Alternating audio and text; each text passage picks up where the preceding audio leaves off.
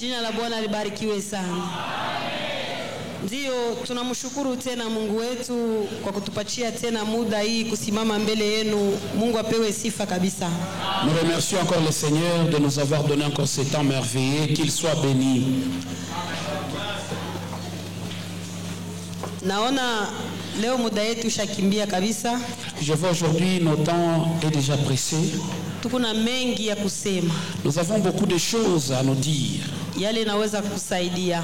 Les choses qui vont tellement nous aider. Tukuna sungumzia maneno inaelekea ulimwengu ya wafu.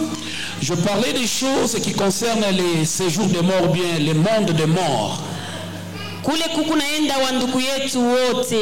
Là où s'amaient plusieurs de nos frères. Nawe unajita Mukristo. Et toi qui s'appelles chrétien, ukunajitayarisha juu ya kwenda ukapumzike. Tu te prépares aussi pour un repos éternel. Shaba ya Mukristo ni kusema siku ya mwisho akapumzike. Le but d'un chrétien c'est pour que le dernier jour qu'il soit dans le repos.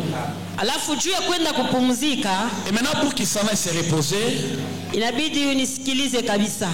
Il te faut entendre notre maman. Hii ujumbe iko hapa ni juu yako. Le message qui est ici te concerne. Inaweza kukusaidia. Ça peut t'aider. Bila kuponda muda, sans plus tarder, tunarudia kishina ketu tulisema kisha maisha haya kuna ingine natongojea. Nous reprenons notre thème qui dit après cette vie il y en a une autre qui nous attend. Alafu tutasoma Ufunuo 21. On va lire encore Proverbes et Apocalypse 21. 21. Apocalypse chapitre 21. Na mstari wa 9. Et le verset 9. Nous lisons au nom de Jésus. Amen. Utabeba mnane ama 8. Je commence à 8. On est à 8.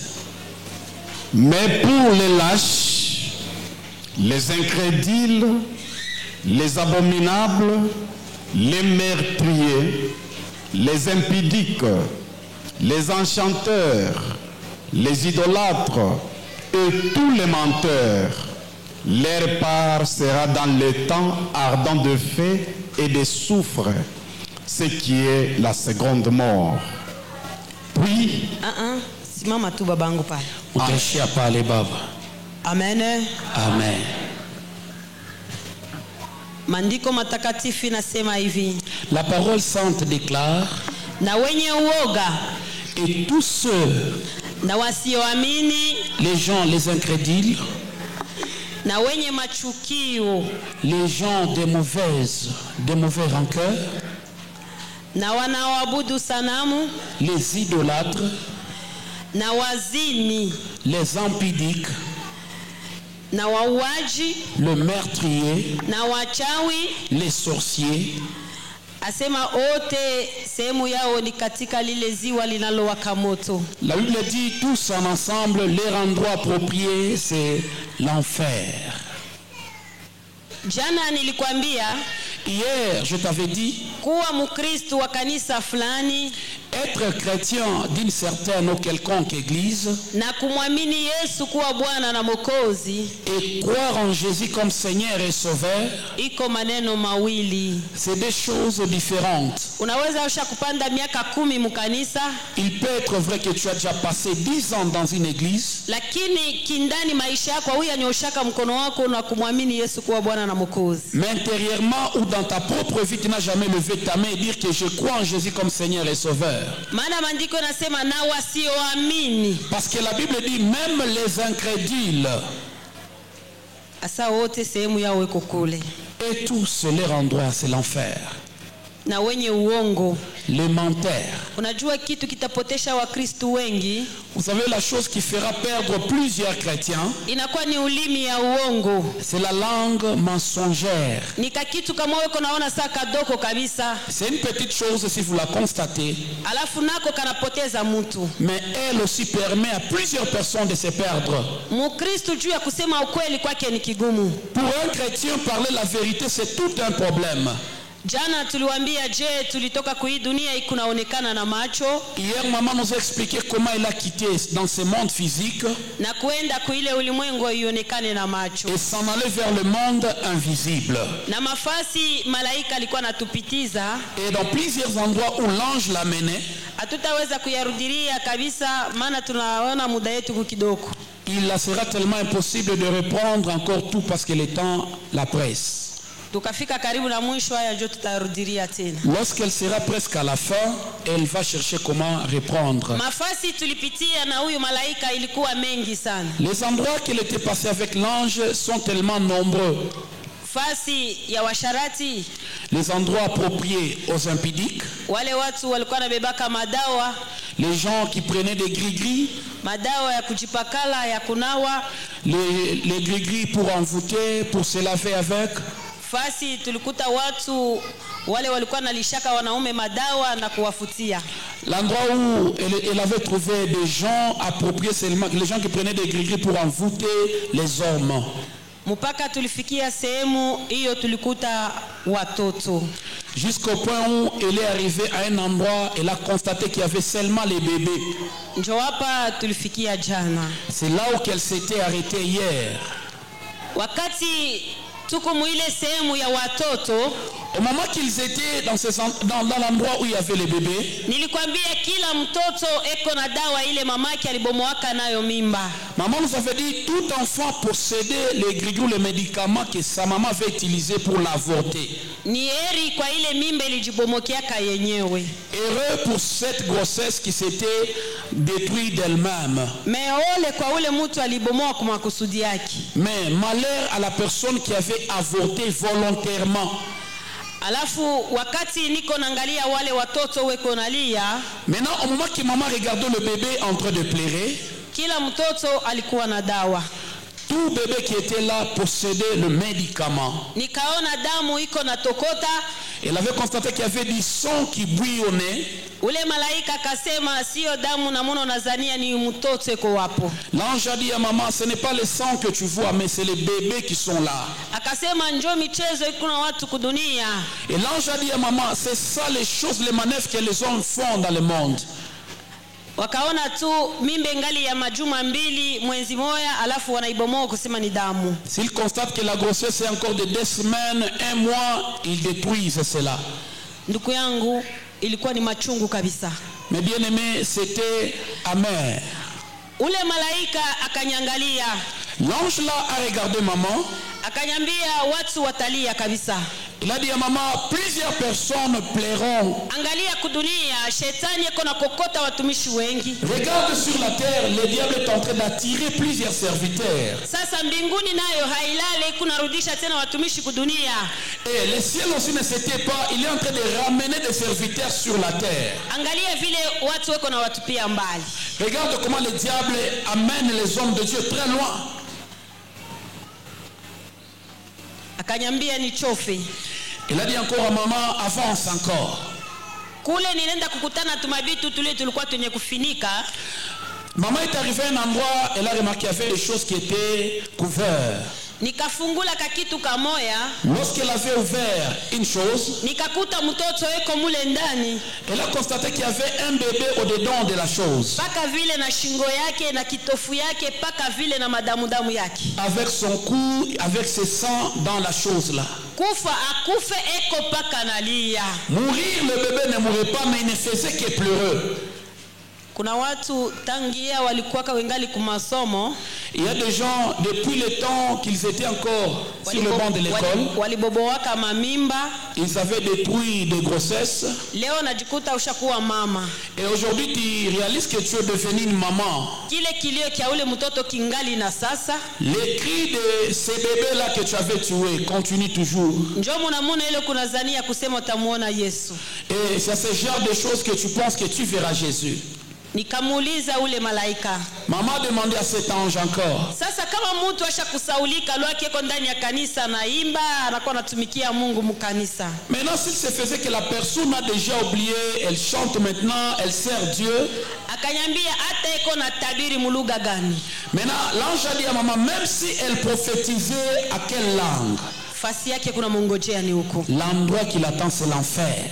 Nikamuuliza tena. Maman demandait encore. Sasa kama mtu anaenda kutubu mbele ya watumishi. Maintenant, si la personne décide d'aller confesser vers les serviteurs, akasema eri kwa ule mtu atakiri. L'ange a dit heureux à la personne qui va confesser. Wakati eko nakiri, au moment qu'il va confesser, watoto wake weko natoka pale wanaenda mwile sehemu ya watoto. Le bébé quittera ces lieux-là et rejoindra le lieu de bébé. Akanyambia hivi. Il a dit à la maman ceci. Tena wale watu watakuwa nakiri kudunia. Et ces gens-là qui commenceront à confesser sur la terre, kama libomowaka mimba 5, s'il avait détruit 5 grossesses, anafika mbele ya mchungaji anasema Mungu anisamee nilibomowaka mimba na kombola mtoto moyo. Il dit c'est moi que le Seigneur me pardonne pasteur parce que j'avais détruit une grossesse. Là, il fait à ce que un bébé puisse quitter ces lieux-là. Ndio maana nilikwambia faida ya kutubu wale wanaijua ni wale weko ile ngambo. Voilà pourquoi maman nous a dit hier, ceux qui connaissent l'importance de la repentance, c'est les gens qui sont déjà à l'enfer. Maana ile ngambo weko naweka kila zambi kwa njina. Parce que là, on met tout péché avec son nom. Sasa sie tunajikuta tukuna bahati kudunia. Maintenant, nous nous retrouvons au moyen des grâces et la chance sur la terre. Unaona mtu anaenda kwa mchungaji. Tu vas remarquer une personne va chez le pasteur. Mungu anisamee yeko tu mazambi. Que Père Dieu me pardonne seulement les péchés. Lakini kama unaangalia kuanzia kukichwa ya mtu kufika kumugulu kila kitu kyote kumwili kina njina. Mais si tu remarques, tu regardes bien la personne, bien le corps humain, tu remarqueras toute partie a un nom. Sawa sawa na zambi. C'est comme ça, c'est de même avec le péché. Kila zambi ina njina. Tout péché a un nom. Ukataka kukiri unasema Mungu anisamee mimi niliua. Si tu veux confesser, tu avais tué, dis seulement j'avais tué. Niliua watoto 5. J'avais tué 5 enfants. Kama unasema mimi nilibomowaka mimba, unakombola mtoto moya 4 na bakia kuna kongojea kule. Mais si tu dis seulement j'avais tué un enfant, tu rachètes un et tu laisses les 4 dans l'enfer. Huyo malaika kanyambia. L'ange là a dit à maman. Anasema kama ni baba alipatiaka mama shauri ya kubomoa mimba. Si c'est le papa qui avait donné le conseil à maman d'avorter, damu ya ule mtoto ingaliki inongojea na ule baba. Le sang de cet enfant est sur la tête de ces papas-là. Kama ni mama mzazi alikuwaka anapatia mtoto wake shauri ya kubomoa mimba. Si c'est la maman biologique qui avait donné le conseil à sa fille de détruire la grossesse, damu ya ule mtoto ingaliki inongojea na ule mama mzazi. Le sang de ce bébé-là est sur la tête de cette maman. Kama ni rafiki alipatiaka rafiki yake shauri ya kubomoa mimba. Ou encore si c'est l'ami qui avait donné le conseil à son ami de détruire la grossesse, ule rafiki naye damu ya ule mtoto ingaliki inamongojea. Le sang de ce bébé-là est sur la tête de cet ami-là. Faida ya kutubu ni hapa chini ya jua. L'importance de se repentir c'est sur la terre. Ule malaika kanyambia ninakwambia niko nakupeleka sehemu ya wauaji. L'ange l'a dit à maman, je suis en train de t'amener, de te cheminer aux endroits de meurtriers. Sasa sijua wewe ni mkristo wala ni muaji. Là je ne sais pas toi si tu es chrétien ou si tu es meurtrier. Wale watoto weko paka nalia kilio kina mwisho. Ces bébés-là sont en train de pleurer qui n'ont pas de faim. Akanyambia tuendelee. Il a dit à maman, continuons. Hapa ninaanza kukupeleka sasa mafasi ya wauaji. Là maintenant, je commence à t'amener aux endroits appropriés aux meurtriers. Tunaenda kunafika fasi moya. Ils étaient arrivés à un certain endroit. Alafu nikasikia tena bilio ya watoto. Maman remarquera encore le cri de bébé. Nikamuuliza tena. Elle a demandé encore. Hapa napo tena nasikia bilio ya watoto. Là encore, je remarquais le pleur de bébé. Akanyambia angalia mbele yako. L'ange a dit à maman, regarde devant toi. Kule mbele ninaangalia. Lorsque maman regardait devant, nasikia masauti kunatoka kule mbele. Elle entendit des cris qui venaient devant. Nikaanza kuchofa. Elle avança.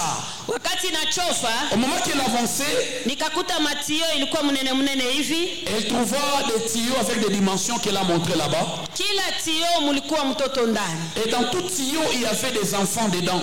Mwi tio taona mko watoto wawili. Le premier tuyau, elle a remarqué qu'il y avait des enfants. Ukangalia mwingine weko watatu. Dans l'autre, il y avait 3. Mwingine wa 4, wa 5. Dans l'autre, 4, 5. Nikageuka kulikuwa ule malaika. Elle se retournant, il y avait l'ange. Nikamuuliza. Elle a demandé. alafu unaweka watoto fasi apapite na pepo. Maintenant, comment est-ce que tu as pu mettre ces enfants dans des endroits où il n'y a pas l'aération? Kule tunatoka ni fasi panakuwa napita na pepo hata kama weko nalia. D'où nous venons, il y a un peu de l'air. Maintenant, ici, c'est quoi? Akanyambia haina mimi niliwaweka mule. L'ange a dit à maman, ce n'est pas moi qui les ai mis là-bas. Waliwaweka mule weko kudunia. Ceux qui les ont mis là-bas sont encore sur la terre. Nikamuuliza weko kudunia. Elle a demandé à l'ange, ils sont encore sur la terre? Akasema ndio. L'ange a dit oui. Ni wale wazazi wanatuangishaka mashindano ya kushimamisha uzazi. C'est ces parents-là qui font à ce qu'ils ne puissent pas encore enfanter ou mettre au monde. Wanakuwa watia maempla. Qu'on les pique, beko natia mabitu. Akanyambia wale watoto njo wao unaona weko mumatio. Il a dit ces enfants-là qu'on bloque de ne pas venir sur la terre, c'est les enfants qui sont bloqués dans les tuyaux que tu vois. Weko na kunya binini kusema washizae. Ils sont en train de boire des kinines, des médicaments pour qu'ils n'enfantent pas. Akanyambia weko najidanganya. L'ange a dit à maman, elles sont en train de se tromper. Watoto wao weko naongojea hapa. Leurs enfants les attendent encore ici. Akanyambia unaona ila ya shetani. L'ange a dit à maman, tu sais le but du diable. Shetani anayajua ile iko nayafanya. Le diable connaît bien ses plans. Leo anashusha akili mpaka na wanganga wanakuwa nawekea watu kushimamisha mabuzazi. Aujourd'hui, il a mis même de l'intelligence, une fausse intelligence aux médecins pour arrêter le fait de naître. Yale yote ni juu ya Wakristo wa mkufuru Mungu. Tout ça c'est pour que le chrétien arrive à renier la foi. Sababu maandiko inatuambia hivi. Parce que les Écritures nous disent ceci. Genèse chapitre 1 Mwanzo sura ya kwanza verset 28.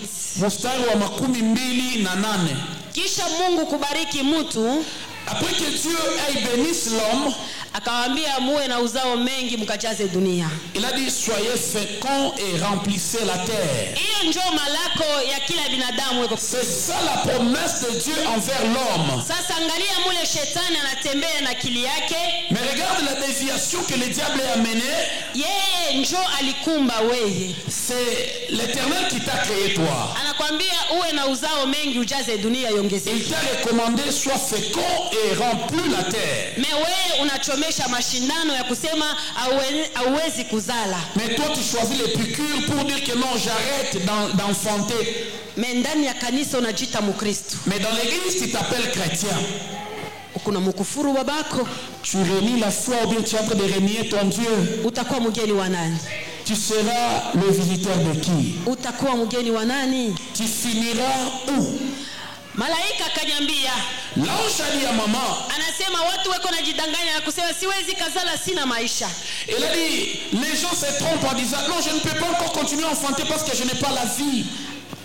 Anasema nataka nikuulize swala moja. L'ange a dit à maman, je vais essayer de te poser une question. Anasema mnasomaka Biblia? Il a dit est-ce que vous lisez la Bible? Yakobo alikuwa na watoto ngapi? Jacob possédait combien d'enfants? Nikasema kama tuhesabia wanawake alikuwa na watoto 12.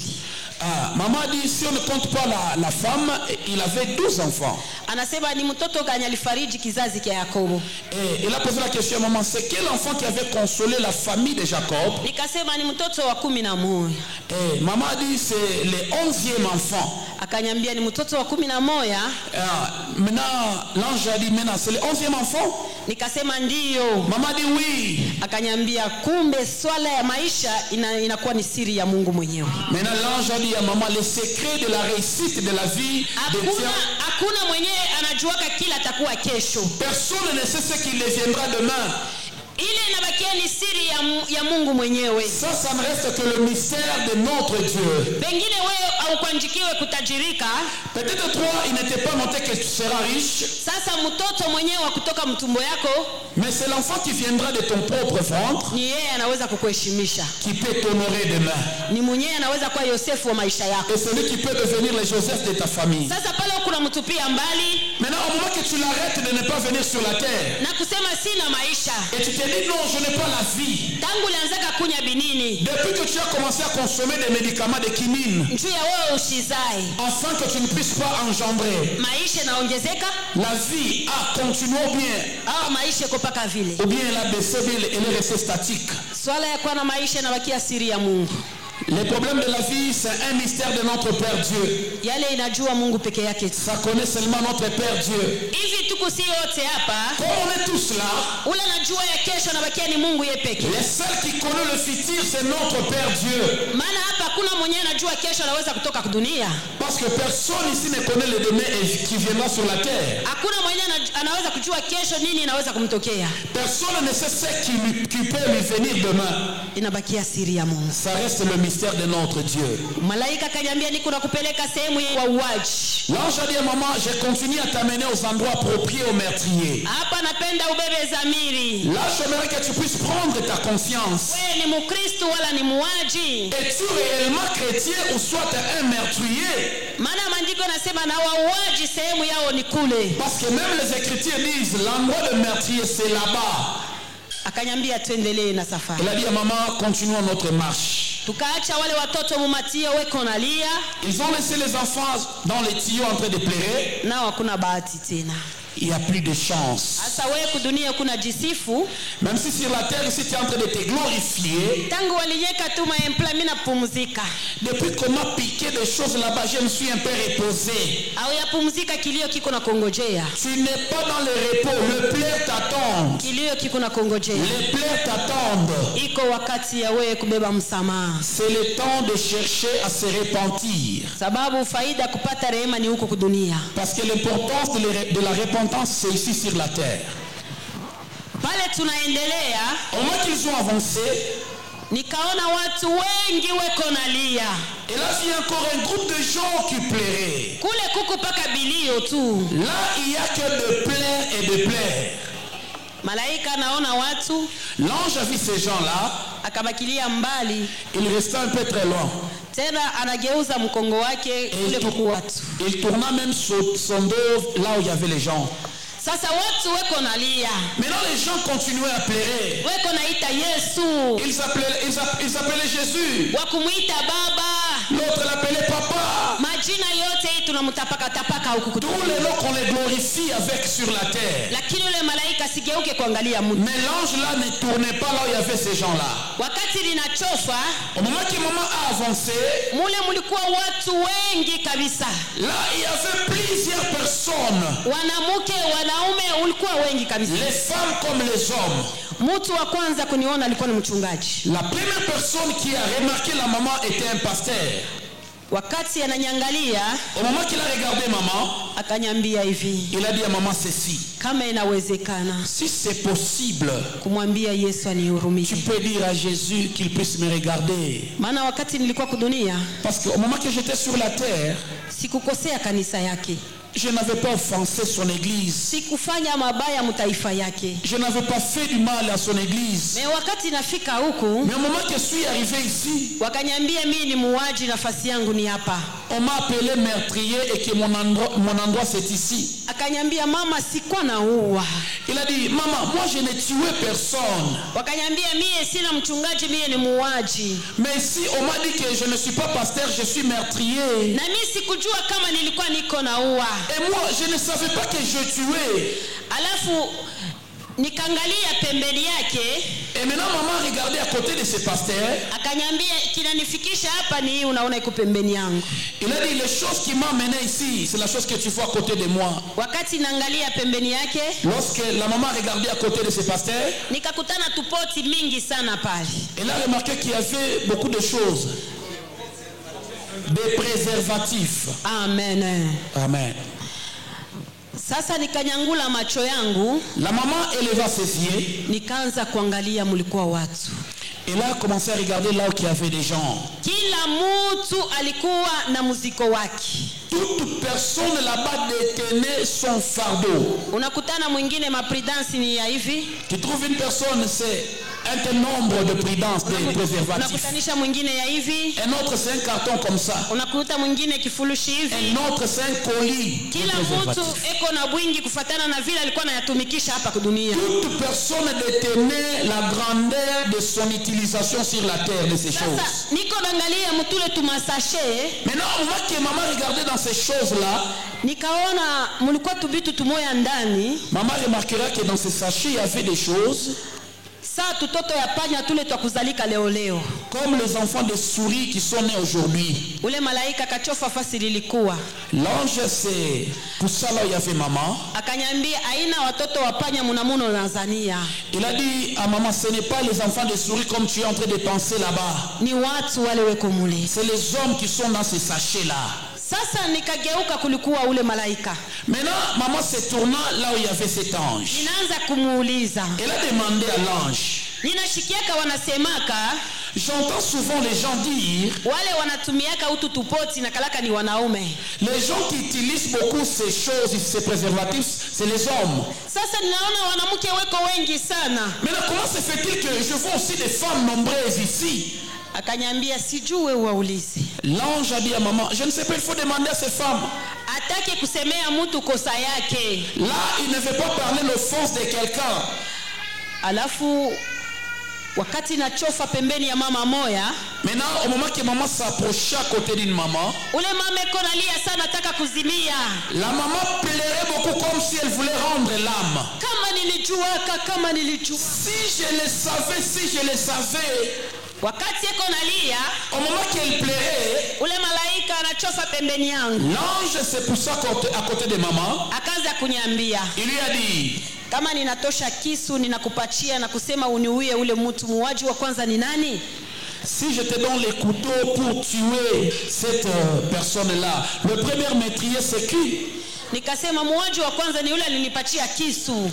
La maman répondit, le premier meurtrier c'est celui qui m'a donné le couteau. Maana mimi sikukuwa na nia kuua. Parce que moi je n'avais pas l'envie ou le désir de tuer. Ile ilikuwa jibu ya wale wanamke wote nilikuta kule. Et là, c'était la réponse appropriée à toutes ces femmes que maman rencontrait là-bas. Sasa wakati ninachofa kulikuwa wa mama. Maintenant au moment que la maman s'avançait là, il y avait des mamans. Nikasikia huyu eko nakiri. Elle a entendu une maman en train de confesser. Mama sikujua. Maman, je ne savais pas. Nilikuwa naambia bwanangu. Je disais même à mon mari, hatuna maisha. On n'a pas de la vie. Sitaki kuzalazala. Je ne veux pas beaucoup enfanter. Kama unataka wewe na mimi tutumie kimapenzi. Si tu veux qu'on passe dans des choses, ni lazima utumie maprudence. Il est mieux qu'on utilise les préservatifs. Nasikia mwingine akasema na mimi ndio ningo naambiaka bwana. Et l'autre a dit encore c'est la même chose que je disais à mon mari. Nikasikia dada mwingine akasema na mimi nilikuwa naambiaka bwanangu alikuwa anatupia chini. Et l'autre a dit je disais à mon mari qu'il jette ça par terre. Nikasikia mama mwingine na yeye asema na mimi kwangu ilikuwa zaweza kuambia bwanangu atupie chini. Et une autre maman dit je disais aussi à mon mari de même. Oh, nilisikia machungu. La maman a eu de l'amertume. Ole kwa ule mama aliambiaka bwana yake atupie chini wala atumie tupoti. Malheur à la femme qui avait dit à son mari de jeter par terre, bien d'utiliser les préservatifs. Ilikuwa jibu ya malaika kusema ni mtu wa kwanza kutosha kisu na kupatia mtu kuua. C'était la réponse de l'ange. Le meurtrier, c'est la personne qui donne le couteau à la personne de tuer. Unajiita Mkristo wala ukumuaji. Tu t'appelles chrétien ou soit tu es meurtrier. Ujiulize ndugu yangu, sikende kulia na kusaga meno. Pose-toi cette question afin que tu ne puisses pas pleurer un jour. Wandugu yetu weko nalia. Nos frères et sœurs qui sont là-bas pleurent. Na weko na jilaani. Ils sont en train de se maudire. Sasa kule laana haina na maana tena. Mais là, la malédiction n'a plus d'effet. Unaweza kujilaani mulugha yote kule. Tu peux te maudire à n'importe quelle langue. Laana haina na faida. Mais la malédiction n'a plus d'importance. Iko na faida ni huko kudunia. La malédiction a d'impact sur la terre. Maana kule niliona watu weko na jilaani. Là, maman a constaté plusieurs personnes se maudissaient. Kama machungu ya moto inapita. Lorsque la douleur du feu augmente, unasikia mtu eko nalia, mama ilikuwa je upate mimba yangu juu ya kunizala nione mateso kama haya. Tu entends une personne en train de dire maman, pourquoi tu m'avais engendré sur la terre afin qu'un jour je puisse être dans ce genre de souffrance. Neema iko kwetu ndugu yangu. La grâce nous appartient, nous qui sommes vivants. Huyu Yesu tukunachezea. Le Jésus que nous jouons avec. Hakuna njia yoyote ile unaweza kupita. Il n'y a pas un autre chemin que tu peux emprunter. Njia kwenda ngambo za pili hakuna njia yoyote. Le chemin que tu peux emprunter pour aller à l'au-delà. Tengeneza maisha. Arrange ta vie.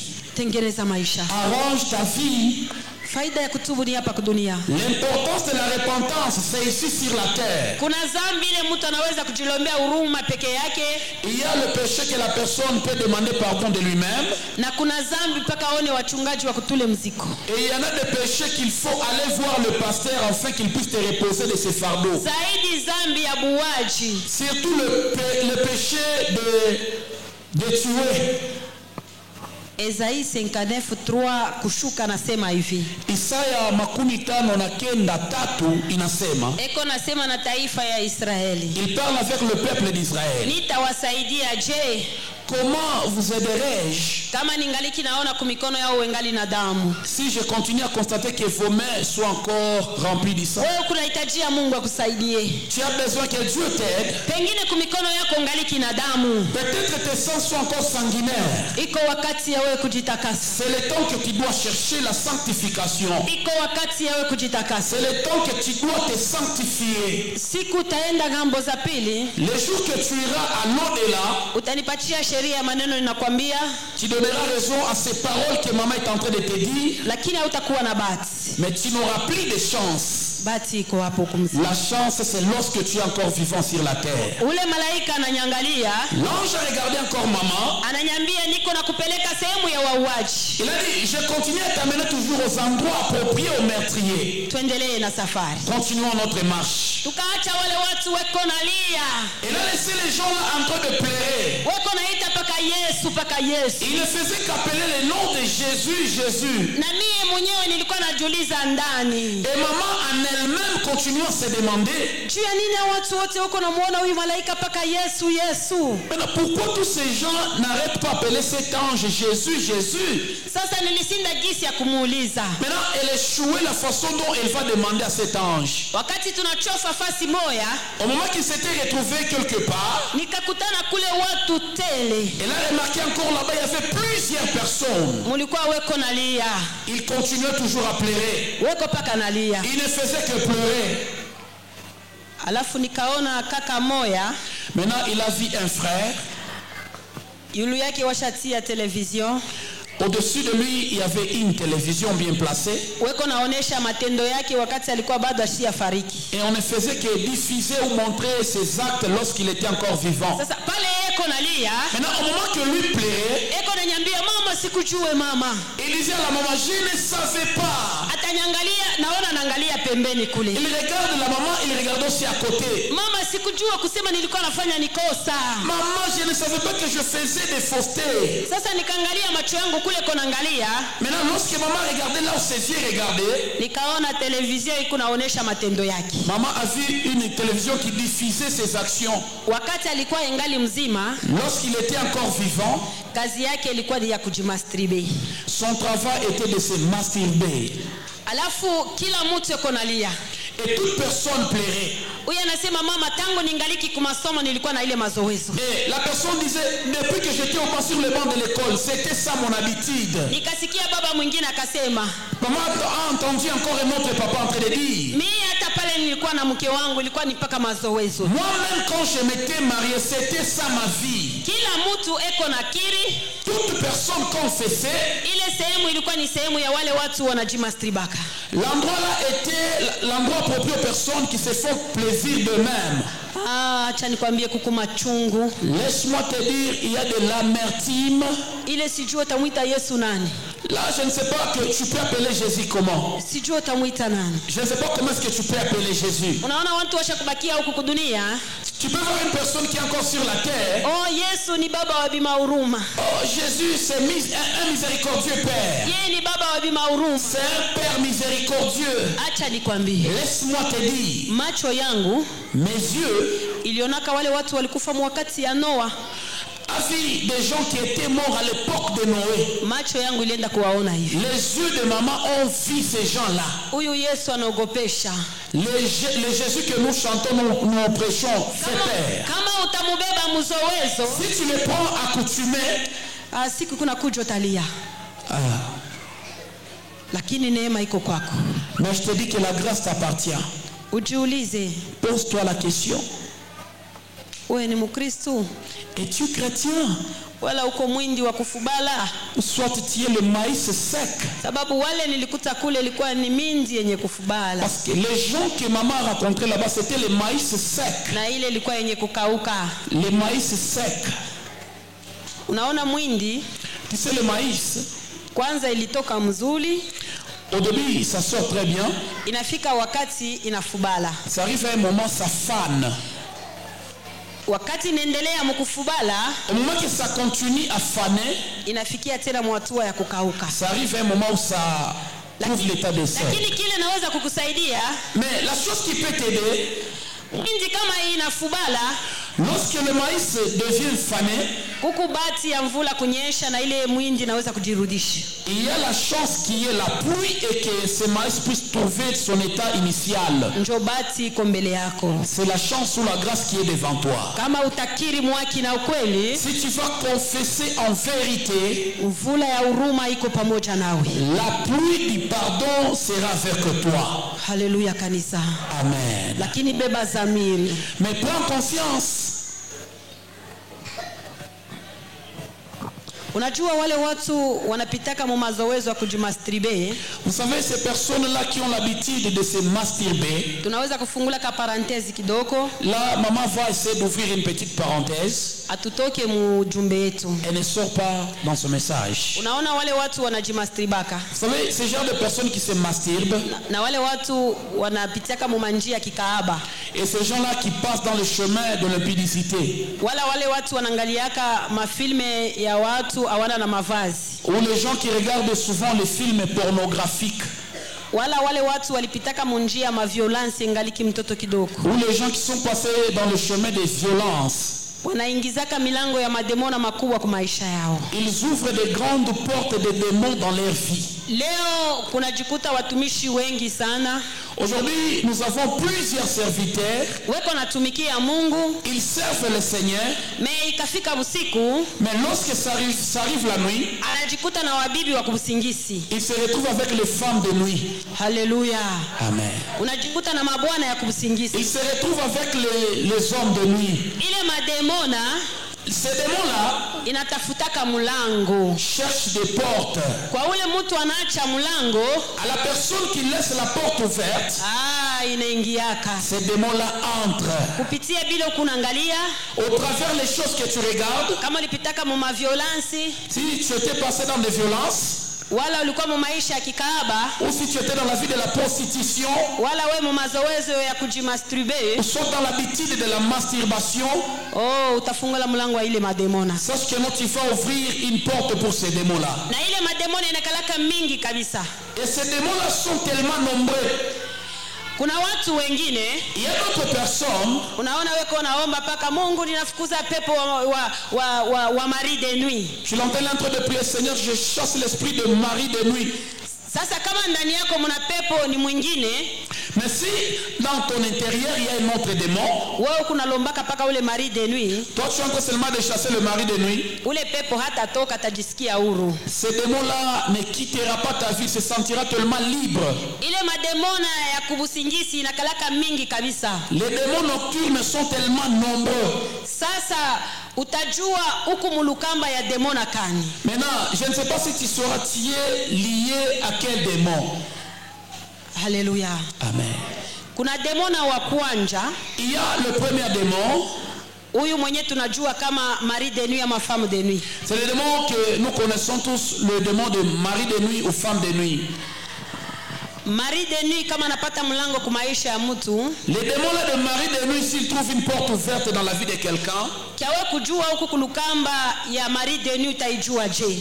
comment sauras-tu que tu es lié par un esprit de mari de nuit? Tunajuiaka ni kupitia mandoto, Nous les détectons sur moyen des rêves, sababu ndoto parce que le rêve, ile inakuwa ni zawadi Mungu aliiweka kwa mtu wote, c'est le don que Dieu a déposé à tout un chacun, awe Mkristo awe mpagano. qu'il soit chrétien ou païen. Ile neema inaelekea mtu wote. Cette grâce est faite pour tout le monde. Ile neema ina maana kabisa. Cette grâce est tellement significative. Mungu aliiweka Dieu l'a placé njuu ya wewe kujangalia. pour que tu commences à te regarder. Inakuwa ni likalashi C'est comme le miroir ya wewe kujangalia. où tu peux te regarder. Unaweza kuona kwa mfano, Tu peux regarder par exemple, mtu ni Mkristo, la personne est chrétienne, me eko na lalaka kubusingisi, mais elle dort la nuit, eko na lota, eko mupoli. elle rêve, elle est dans la bourse. Mule mupoli eko natafuta njia. Et dans la bourse, elle est en train de chercher le chemin. Ile ni kukwambia kusema Là, c'est pour te communiquer. ungaliki mbali na mapenzi ya Mungu. Tu es encore très loin de la volonté de notre Seigneur. Hata kama unajita Mkristo, Même si tu peux t'appeler chrétien, inabidi ujitafute kabisa, il faut que tu te cherches. na kutafuta njia ya ukweli na kwa ni Yesu. Et chercher le véritable chemin, c'est Jésus-Christ. Hata mavita yenyewe tunapigana na shetani, Même les combats que le diable combat, tunaijueka ni kumandoto. comment on le détecte? C'est au moyen de rêve. Unaona mtu analala kumsingisi, Tu vois la personne qui s'endort, analota watu wa mingi eko nakombana nao, il rêve à côté de lui plusieurs personnes dans les combats. me utaona anapika wale watu wote. Mais il remarque qu'il a battu toutes ces personnes-là. Haleluya. Amen.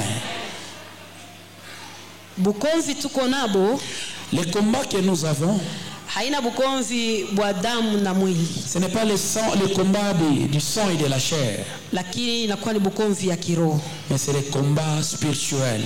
Sasa kile nitakwambia Maintenant, la chose que je vais te dire, juu ya bukonzi ya kiroho, pour ce qui concerne les combats spirituels, kuweza pour vaincre, kunaanziaka ndani ça commence intérieurement. na kushinda kunaanziaka ndani. Vaincre commence intérieurement. Kama mtu kindani eko na shindaka, Mais si la personne intérieurement a toujours été perdante, hata inje mkimwili atakuwa paka même kushinda. extérieurement, elle sera toujours perdante. Amen. Kama kindani ule mtu eko nawezaka, Mais si intérieurement, elle sort vainqueur, na kiinje ule mtu, même extérieurement, cette personne sera vainqueur. hata ufalme wa mbingu anaweza. Même le royaume des cieux, il aura ça. Kama unajiita Mkristo, Si tu t'appelles chrétien, me mubukozi bwa kiroho, mais les combats spirituels, wewe tu hauwezaki. n'arrives pas à vaincre. Wewe uko Mkristo, Tu es chrétien, me unafika kukombana na wanamke wanaume wa kumsingisi. mais tu te bats avec des femmes de nuit et des maris de nuit. Unaona anakuya, Tu remarques qu'il vient, ushatembea naye, tu as déjà passé nuit avec lui, njoo unastuka sasa. c'est là que tu te réveilles. Sans effet, sans effet. Sans effet, ça c'est quel genre de rêve? Shetani ashakukuweza Le mkubwa. diable t'a déjà mis KO.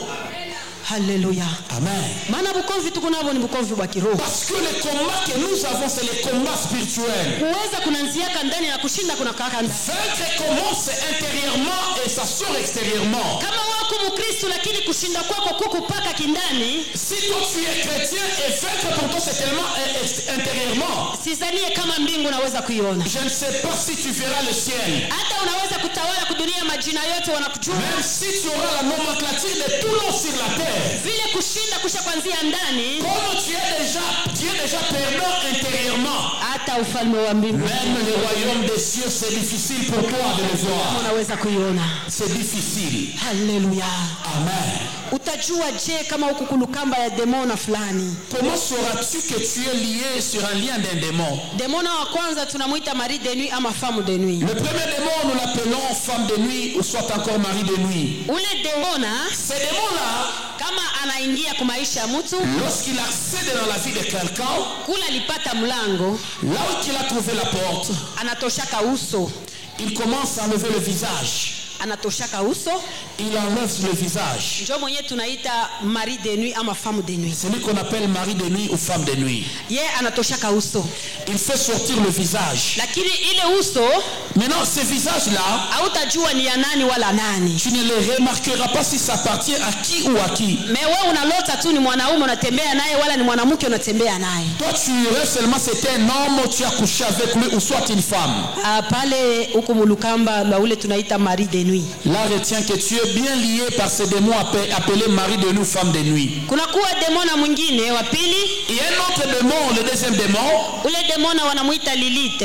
Les démons là, on l'appelle Ninite. Ule demona anakalaka mwanamke. Ce démon là, c'est une femme. Anajigeuza kata mwanamke anajifanya mwanaume. Il se transforme, on se déguise souvent même aux femmes, il se fait comme un homme. Kama shakupata mlango kwa maisha ya mtu, s'il a déjà trouvé une porte dans la vie de quelqu'un, zaidi kwa wanaume, surtout pour les hommes, na wa célibataire, surtout les hommes non mariés, bene kalaka kazi ya ule demona. C'est le travail de ces démons. Anafikisaka mtu mwatua, il amène la personne à la dimension où, kama anatembea naye, lorsqu'il couche avec lui, atalamuka asubuhi, il va se réveiller le matin.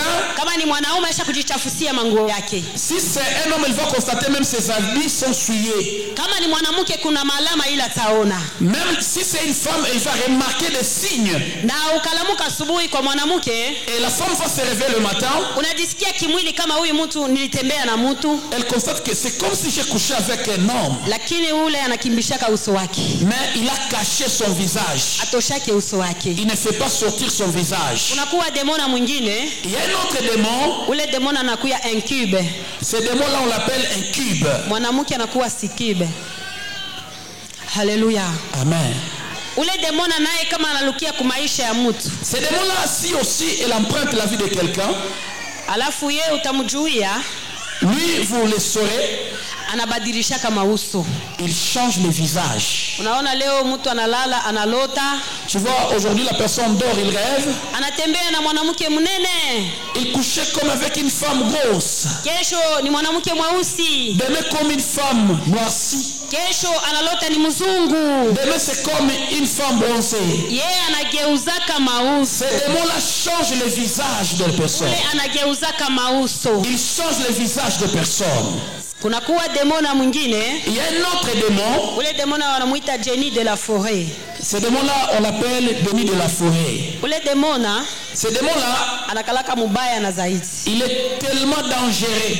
Ule demona anapataka milango kabisa kwa maisha ya watu. Ce démon là trouve plusieurs portes dans la vie des gens. Kama mtu alifanyaka busharati mupoli wala mu mashamba. Si la personne avait fait l'impudicité dans la brousse ou dans les champs, ule demona anapataka mlango. Ce démon là trouve des portes. Hata kwa watoto wengaliki watoto kidogo hivi. Même à des petits enfants comme ça.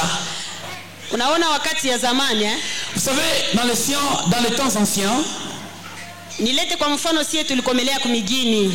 Maman donne l'exemple comme elle grandit au village. Tulikuwa na ile mazoezo ya kuibuta.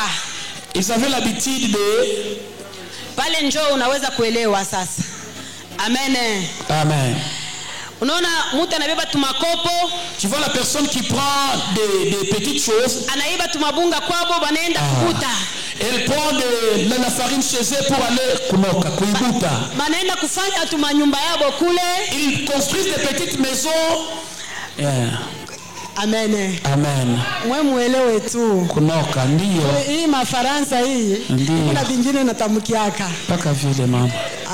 Lakini tunaendelea. Ndio. Haleluya. Amen. Sasa bale batu mule banaendaka kubuta bale batoto. Ces enfants là ils partaient pour préparer leurs choses. Na bale batoto banachezaka makoko mabwambe ya busiku. Les enfants qui jouaient des combolela, des choses de jeux, plusieurs jeux. Sasa mubaya mwile michezo yao. Les mâles dans ces jeux là. Kama mnakuya bubibi bubwana. Si maintenant ils font les choses de mari et femme. Wanaweza kuwa wote ni wanamke.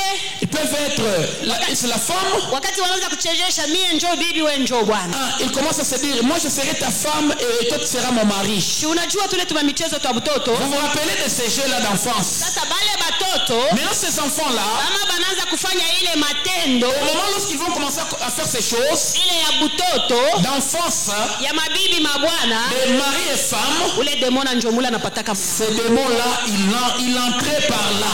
Na pala tapata mlango. Lorsqu'il trouvera des portes.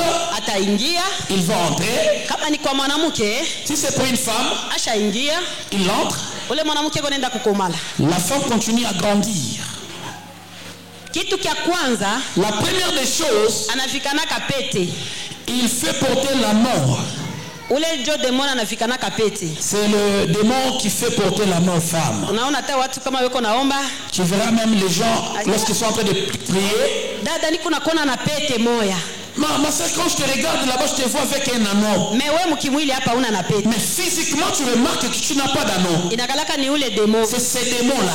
Sasa ule demona Maintenant, ce démon-là, kama anaingia kwa maisha ya mtoto, s'il entre dans la vie d'un enfant, wakati atafika mkipimo, lorsqu'il atteindra un certain âge, atakuya shia juaka mwanaume il n'a jamais connu d'homme, wala mwanamke, ou soit de femme, me anaanza kulota kubusingisi, mais il commence à rêver, eko natembea na wanaume, il couche avec un homme, eko natembea na wanamke. soit il couche avec une femme. Inakalaka ni ule demona, C'est ce démon-là.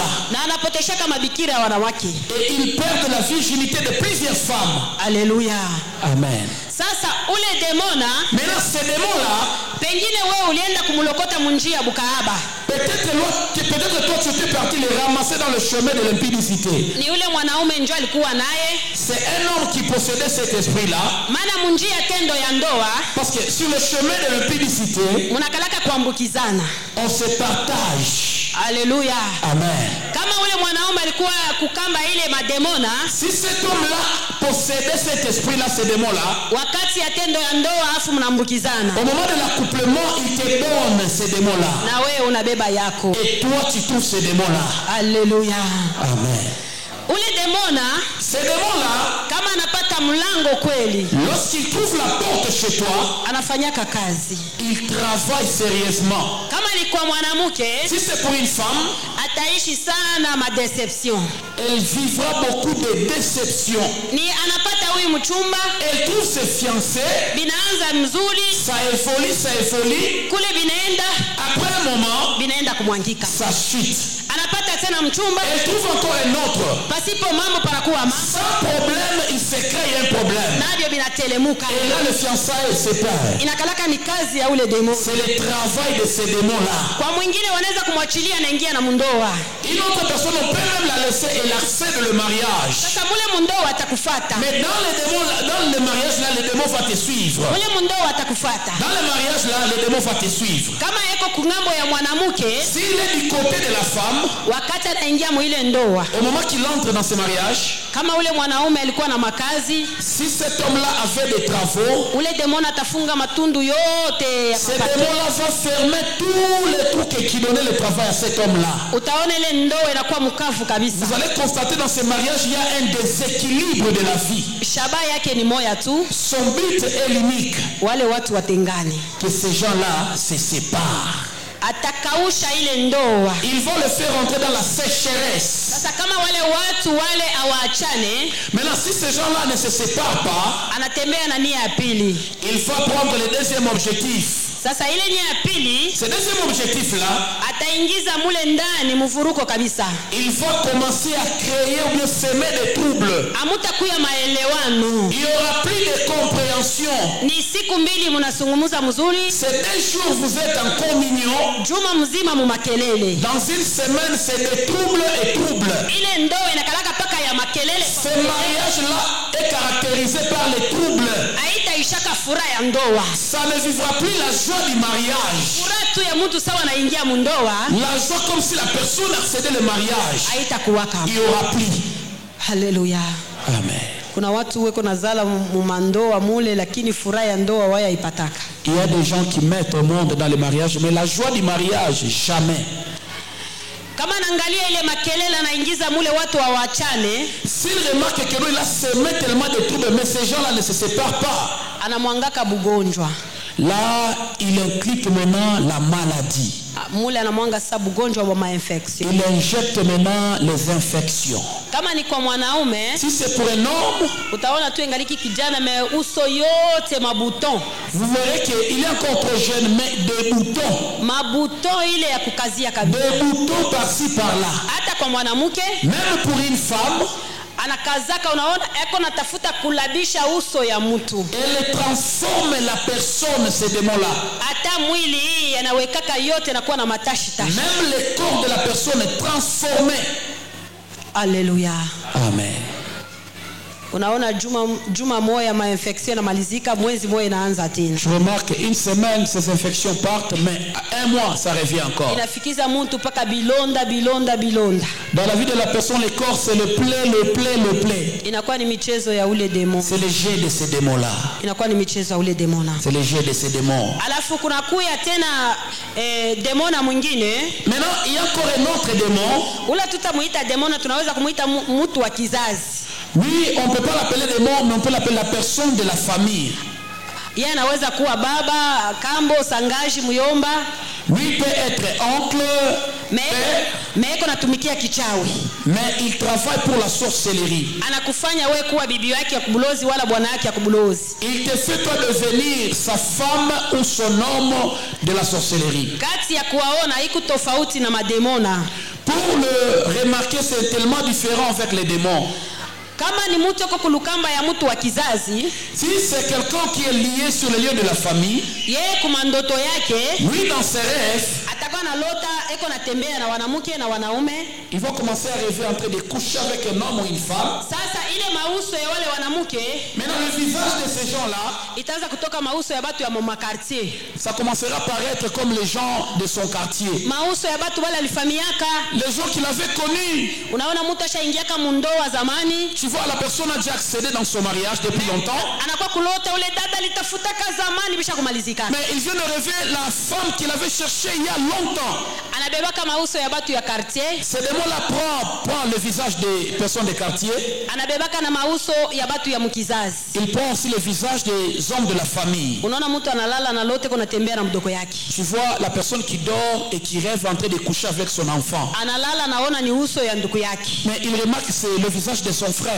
Pale ni michezo ya mtu wa kizazi acha kukufanya wewe bibi yake wala bwana yake. Là c'est le jeu d'une personne de la famille mais qui t'a déjà fait femme ou homme dans la sorcellerie. Anabebaka na mauso mpaka na ya batu ya kanisa. Il emprunte même le visage des hommes de l'église. Hata na batumishi na bachungaji na baimbaji anabebaka uso. Même le visage de pasteurs, de chantres, de serviteurs. Kama mchungaji ana maisha kimaombi, si le pasteur n'a pas la vie de prière, unaona wanakokota uso yake. Tu remarqueras, on va prendre son visage. Unasikia mtu anasema leo mimi namlota papa pasteur. Tu entends la personne dire aujourd'hui j'ai rêvé papa pasteur.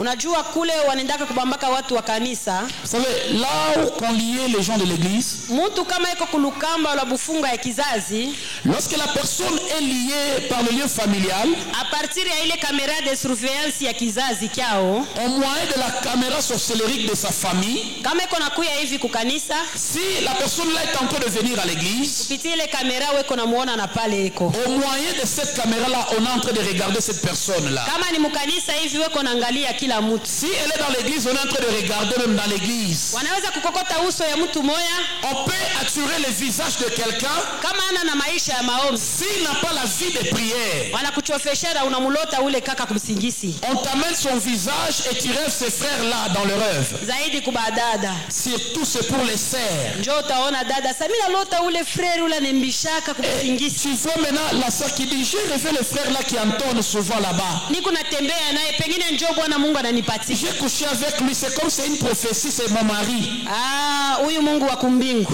Ah, c'est Dieu des cieux. Akupatie Bwana ule wa kumapenzi yake akwambie wewe kuna sharatika naye. Qui te donne un mari en te montrant l'image qui est en train de coucher avec la personne en question. Huyu banamuita mtakatifu mtakatifu. Celui qu'on appelle saint.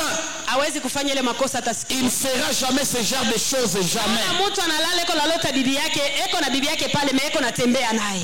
Lorsque la personne dort et rêve sa femme est en train de coucher avec elle. Huyu Mungu tu wa kumbingu bibi kuna yeye pale anaweza tena kukupatia tena na mundoto tena.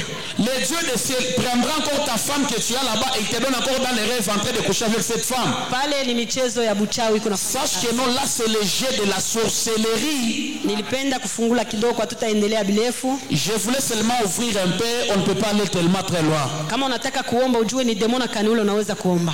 Quand tu pries, tu dois savoir c'est quel démon que tu es en train de chasser. Batu mingi beko kubufungwa ya ile mademona ya kubusingisi. Peu Plusieurs personnes sont liées de ces démons-là nocturnes. Weko na jita wa Kristo lakini kufika kumsingisi weko paka na tembeaka na wanamke na wanaume. Ils s'appellent des chrétiens, mais arrivés dans leurs rêves, ils couchent avec des femmes et des hommes. Usha na kutembea naye njoo na stuka sasa. Tu as déjà couché avec lui, c'est maintenant que tu vas te retrouver. Inabidi uongeze hatua ya maombi. Tu dois ajouter la dimension de la prière. Mkristo wa kweli, un vrai chrétien, unaweza kuona mwanamke anajitokeza hapa. Tu peux remarquer une femme apparaître, hata ashina na mavazi, même si elle est nue. Kusema tu mkono yako umkamate, mais pour que même ta main la touche, mara moja unastuka. Directement tu vas te réveiller. Maana yake unashindana. Là tu as vaincu. Maana yake unashindana. Là tu as vaincu le combat. Hapana, wewe shetani ashakukuweza. Mais toi le diable t'a déjà eu. Ndio kufika sasa mwisho asema sans effet, sans effet. Tu as déjà fait les choses, tu te réveilles sans effet. Bala pana sans effet. Tu as déjà fait. Là il n'y a pas de sans effet là-bas. Shetani ashakuganyia mkomba. Le diable t'a déjà mis KO. Ongeza hatua ya maombi. Augmente la dimension de la prière. Alléluia. Amen, maman. Tunarudia mujumbe wetu. Elle rentre dans son message. Nilikuwa naonesha mlango ya bale batu wanapendaka kujimasturbe. La maman montrait la porte de ces personnes qui aiment beaucoup se masturber. Bale batu wanatupiaka chini. Les gens là qui jettent par terre la semence. Maana wanafungulaka milango ya ile mademona. Elle ouvre souvent les portes de ces démons-là. Unajua mwakati ya zamani mubumungu baba. Vous savez, le temps jadis, notre Seigneur, bale batu balikuwa natupiaka chini, Mungu alikuwa anabauaka pale pale. Les gens qui jetaient la semence par terre, Père Dieu les tuait immédiatement. Hata kama unasoma Mwanzo chapitre 28, kama unasoma Mwanzo sura 28 verset 8 à 10, mustari wa 8 mpaka 10, utakutanisha ile historia ya watoto ya Juda. Tu retrouveras cette histoire des enfants de Juda. Utaelewa wale walikuwa natupiaka chini gisi Mungu alikuwa anauwaka. Tu vas trouver ces gens là qui jetaient la semence par terre, comment Dieu les tuait. Mais wewe unajita Mkristo. Mais toi tu t'appelles chrétien. Ukumuaji au ukumkristo? Es-tu meurtrier ou soit chrétien? Kwanza mtoto anakalaka upande wa mwanaume, asikalake upande wa mwanamke. D'abord, l'enfant a toujours été du côté de l'homme, pas du côté de la femme. Mara ngapi ushaua? Combien de fois as-tu déjà tué? Beba zamiri. Prends conscience. Leo tunabidi kuomba sana. Aujourd'hui, nous sommes appelés à beaucoup prier. Tupate msamaha kwa milele Mungu. Enfin qu'on ait le pardon à l'Éternel, notre Père Dieu. Faida ya huruma ni hapa kudunia. L'importance du pardon, je répète encore, c'est ici sur la terre. Ile sehemu ilikuwa ni ya wauaji. L'endroit là était approprié pour le meurtrier. Ule malaika akanyambia twende. Cet ange a dit à maman, continuons encore. Ndani yangu nikaanza kuchukua mipango. En elle prenait maintenant des programmes. Ya kusema siwezi tena nikarudie kudunia. Là, je ne rentrerai plus encore sur la terre. Hata kama ananiambia nirudishe kudunia, sitakarudia hata siku. Même si comme dit si tu dois rentrer sur la terre, je ne rentrerai plus encore sur la terre. Malaika ule akanifikisha fasi moya. L'ange là a amené maman à un endroit. Nikaanza kusikia bilio ya watu weko paka nalia. Et là entendu encore davantage les cris des gens, le pleurs des gens. Nikamuuliza tena ule malaika. Elle a demandé encore à cet ange. Hapa napo tunafikia nasikia bilio ya watu weko nalia lakini siwaoni. Où nous sommes arrivés encore, il y a de pleurs des gens. Maintenant, comment est-ce que je ne vois pas ces gens? Akanyambia angalia mbele yako. L'ange a dit à maman, regarde devant toi. Nikaangalia mbele. Maman a essayé de regarder devant. Nikaona njia mbili. Elle a remarqué qu'il y avait deux chemins. Nikaona njia mbili. Elle a vu deux chemins. Alafu njia ilikuwa kumkono wa kushoto. Les chemins qui étaient du côté gauche. Nikaona watu wengi sana sana. Il y avait plusieurs personnes weko naenda na kulia, qui partaient en pleurant. Alafu nikauliza ule malaika. Maintenant, elle a demandé à cet ange. Kumbe hao watu weko naenda na kulia. Maintenant, ces gens partent en train de pleurer. Wanatoka wapi na weko naenda wapi? Ils viennent d'où et ils partent vers où? Akanyambia endelea kuangalia. Elle a dit continue à regarder. Alafu wakati nilikuwa niko naangalia, maintenant au moment que maman continue à regarder, nikaona kila mtu alikuwa na muziko wake pa mkongo. Elle a remarqué que toute personne là-bas avait son fardeau sur le dos. Na awatembee hivi sie tu kunatembea. Et elle ne marche pas tout droit comme nous marchons. Kila mtu na muziko wake. Mais toute personne avec son fardeau. Alafu yuko natembea saa mtoto ule anaanza kujifunda kutembea. Mais elle était courbée et emboîtant. Sasa niko naona watu wengine. Et maintenant elle a remarqué d'autres personnes. Weko na mafimbo kumikono. Elles avaient des fouets entre leurs mains. Sasa kama mtu anatembea. Maintenant quand la personne marche. akianguka Si elle tombe, wanamupika fimbo on na tena la tape sur les dos et elle se relève un peu. weko naenda na kulia En train de marcher en pleurant. weko nalomba wale watu huruma weko na mafimbo. Et elle demandait pardon aux personnes qui détenaient des fouets. Nikamuuliza ule malaika, Maman a demandé à cet ange, kumbe hao watu wanatoka wapi na weko naenda wapi? dis-moi d'abord, ces gens viennent d'où et ils se dirigent vers où? Na ile miziko iko pa mkongo yao ni miziko gani? Et ces charges qu'elles portent sur leur dos, c'est quel genre de fardeau? Na wale watu wako na wapika fimbo ni watu gani? Et ces gens qui les tapent, qui sont-ils? Akanyambia hivi, L'ange a dit à maman, wale watu ces gens-là, wanatoka leo kudunia. ils sortent de la terre. Nini mnasema wanafariki? C'est les gens que vous appelez les morts. Ni wale watu wanafariki wanatoka kudunia. C'est les morts récents, ils meurent maintenant là. Nikasema sasa ile miziko wako nayo pa mikongo yao. Maintenant les fardeaux qu'ils portent sur leur dos. Anasema haina miziko mnamuno unazania. Non, l'ange a dit à maman, ce n'est pas les fardeaux comme tu prétends. Ile inakuwa ni matendo yao. Là c'est leurs actes ou bien leurs œuvres. Matendo yao. Leurs œuvres. Matendo yako. Leurs œuvres. Ni matendo gani? C'est quel genre d'œuvre?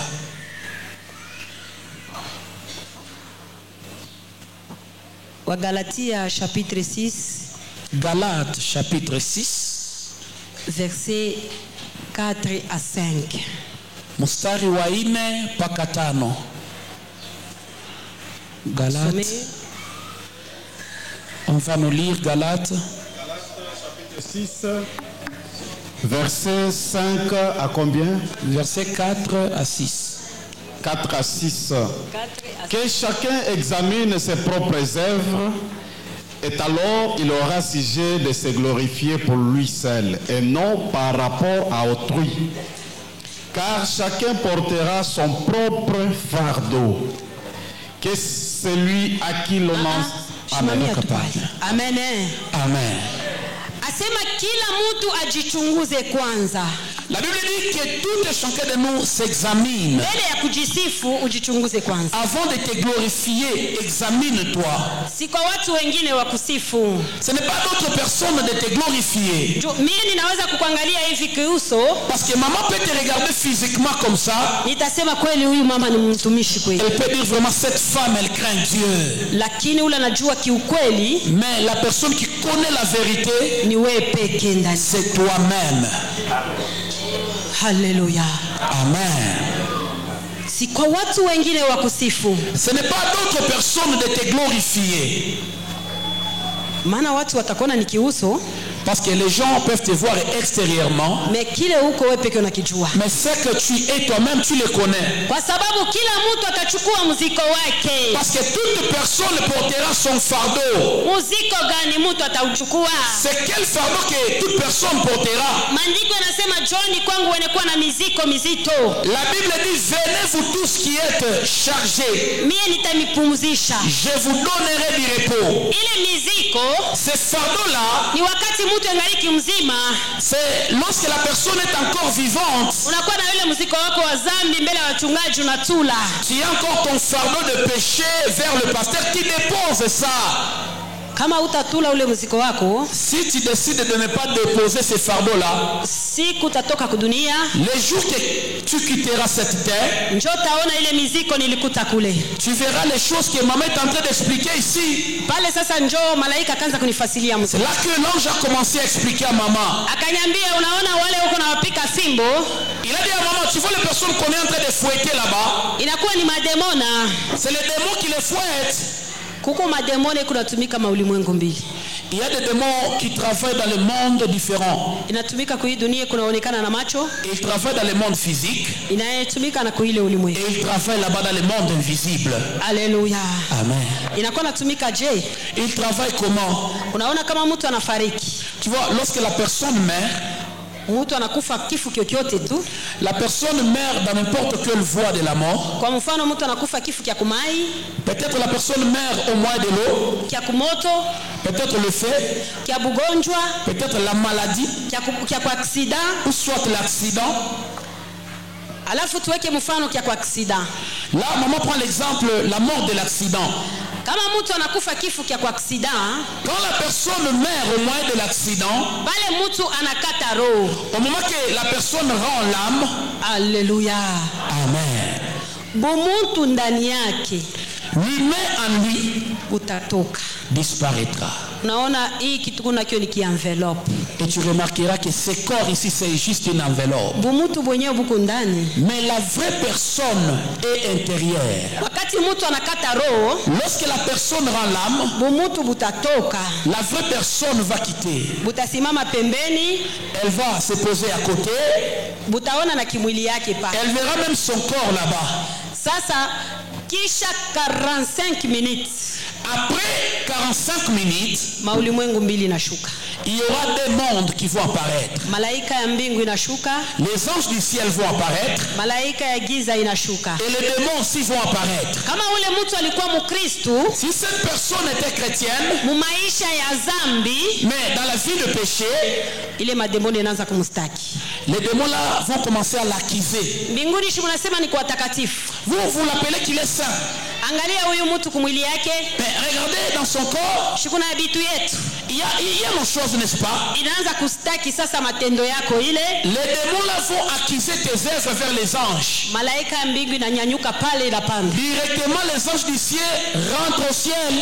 Alafu ile mademoni inakuanjia hapo. Là, maintenant, ces démons te récupèrent. Sasa pale njoo utatoka na ile mwili sasa wa zambi. Et là, maintenant, tu vas partir avec le corps du péché. Njoo taona sasa ule muziko wa ile zambi ulikuwa nafanya. Et tu remarqueras maintenant la charge ou le fardeau de péché que tu faisais. Ndio maana wanatuambia mwa Galatia kila mtu ajichunguze. Voilà pourquoi dans Galates, on nous dit que chacun de nous s'examine. Mbele ya kujisifu jichunguze kwa. Avant de te glorifier, examine-toi. Si watu wengine wakusifu. Ce n'est pas d'autres personnes de te glorifier. Kiuso kinaweza kutudanganya. L'extérieur peut nous tromper. Me kiukweli wewe pekee unakijua. Mais la vérité, toi-même, tu la connais. Kwa sababu kila mtu atachukua muziko wake. Parce que chacun de nous portera sa charge.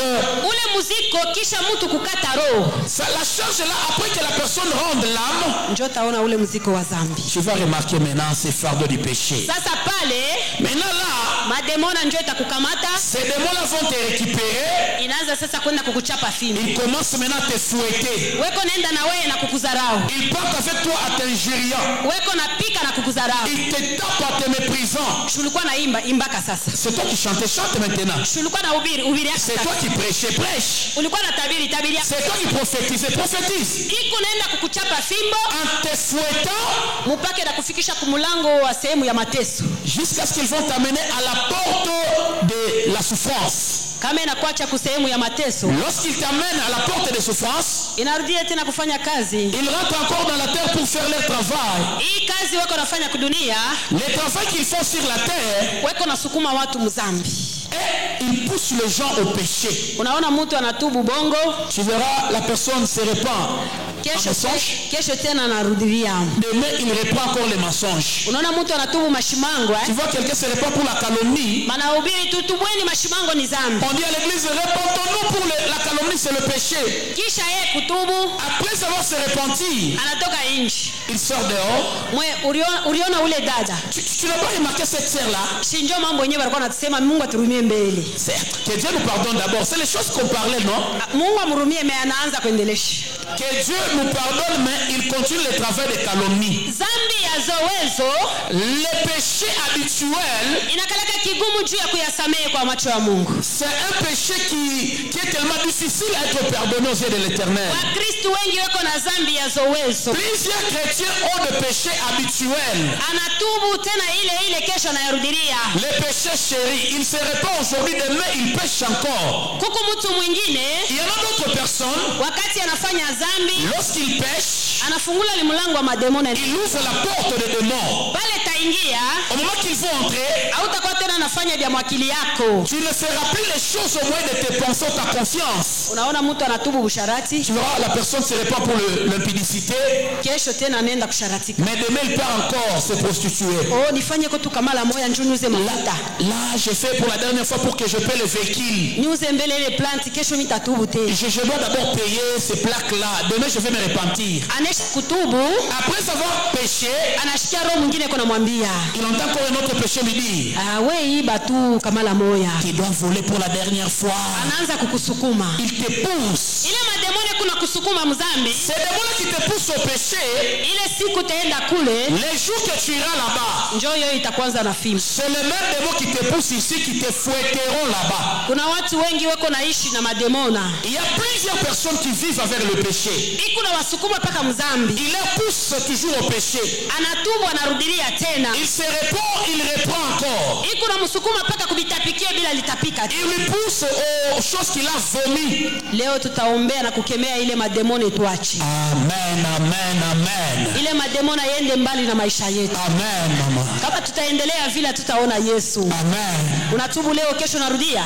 Tu te réponds aujourd'hui, demain tu reprends. Kutubu kwa kweli, Se repentir véritablement, kuna nyongaka mtu moya sitarudia tena kwa ile zambi. ça fait mal à la personne. Il prend la décision de ne pas revenir aux anciennes habitudes. Mtu anatubu anaacha. La personne décide d'abandonner. Tangu ulianzaka kutubu shachaka, Depuis que tu as commencé à te repentir, as-tu déjà abandonné?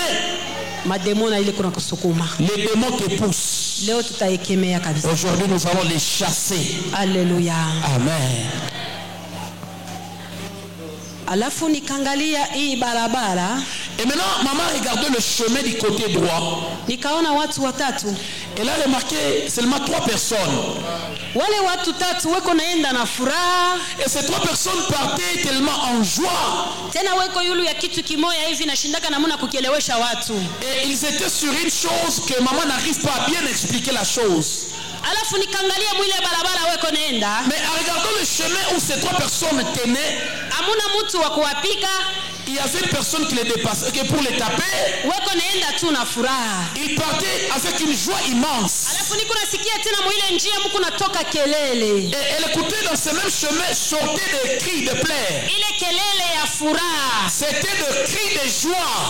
Nikauliza ule malaika, Maman demandait à l'ange. sasa hao watu huku weko naenda ni wapi? Maintenant, ces 3 personnes se dirigent vers où? Nao awalie Ils ne pleurent pas, weko naenda na furaha. mais ils partent avec une joie immense. Na huku weko naenda niko nasikia kuku natoka kelele ya nimbo. Et là où de là où ils se dirigent, sortent de cris de joie. Akanyambia hivi, L'ange a dit à maman, nao wanatoka leo kudunia, et aussi sortent maintenant là sur la terre. waliacha miziko yao wakati walikuwa kudunia. Ils ont laissé leurs charges sur la terre là-bas. Na huku wako naenda ndio kule mnasemaka kukifua Abrahamu. Et là où ils se dirigent, c'est là où vous entendez à la poitrine d'Abraham. Ah, paka pale nikageuka na mie. Et maintenant là, la maman se tourne.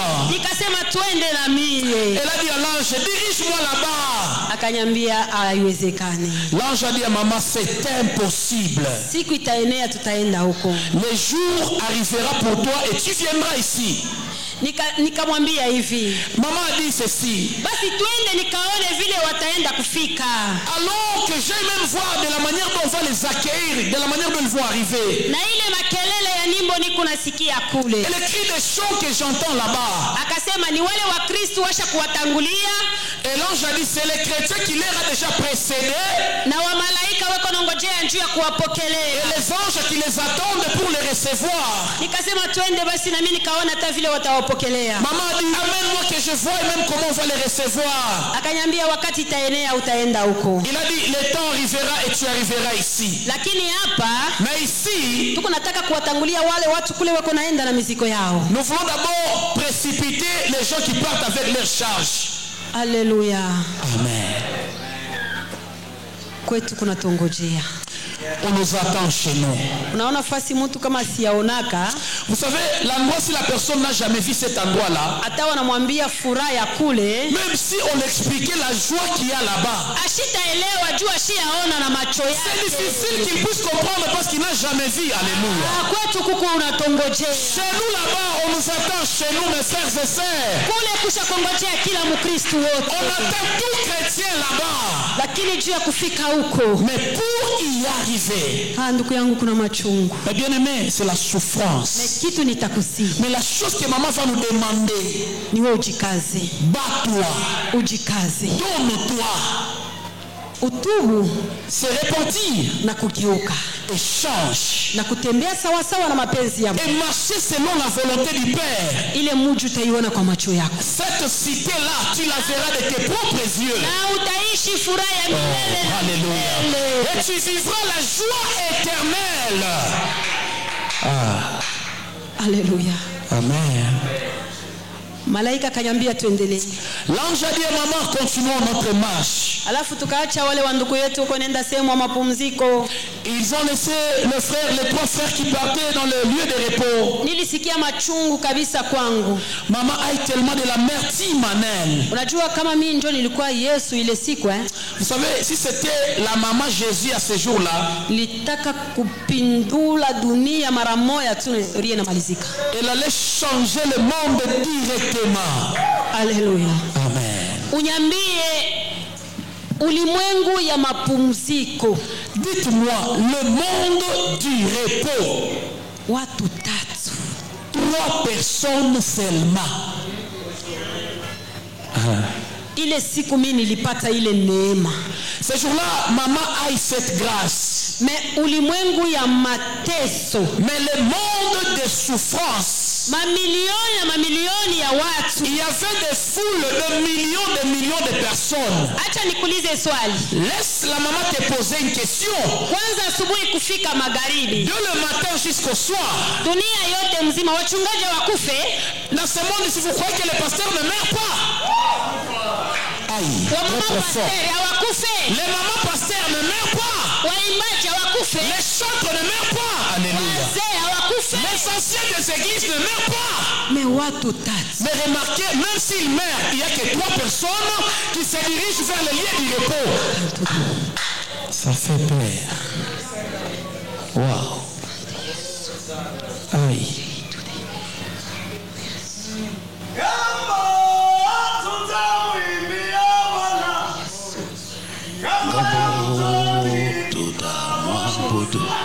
Oh yeah.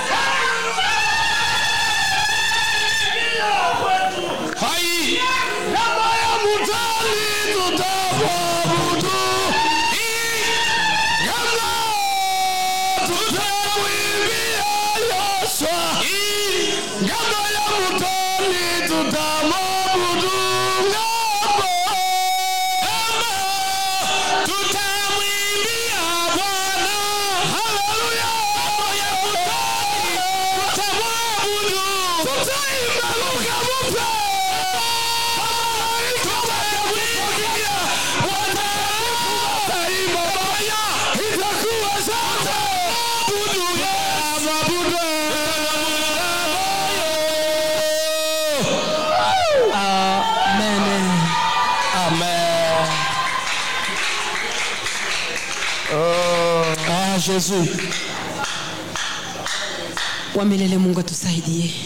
Que le Seigneur nous aide, s'il vous plaît. Oh. Alléluia. Amen. Oh. Inabidi ujikaze. Maman nous demande, nous devons nous efforcer. Swala ya kwenda mbinguni sio na muno nazania. La question d'aller au ciel, ce n'est pas de la façon dont tu penses. Kama utamubeba Mungu muzowezo. Si tu prendras Jésus par habitude, hautalia. Tu pleureras. Utalia na mademoni atakuchapa fimbo. Tu pleureras et les démons te fouetteront ce jour-là. Lakini tamani kwenda ulimwengu wa mapumziko. Mais je te demande, aspire à aller ou bien à être dans ce monde de repos. Maana huku ndio kwetu tulitayarishwa na. Amen. Parce que c'est là chez nous bien préparé par Dieu. Uchikazi. Efforce-toi. Tubu na kugeuka. Répands-toi et change.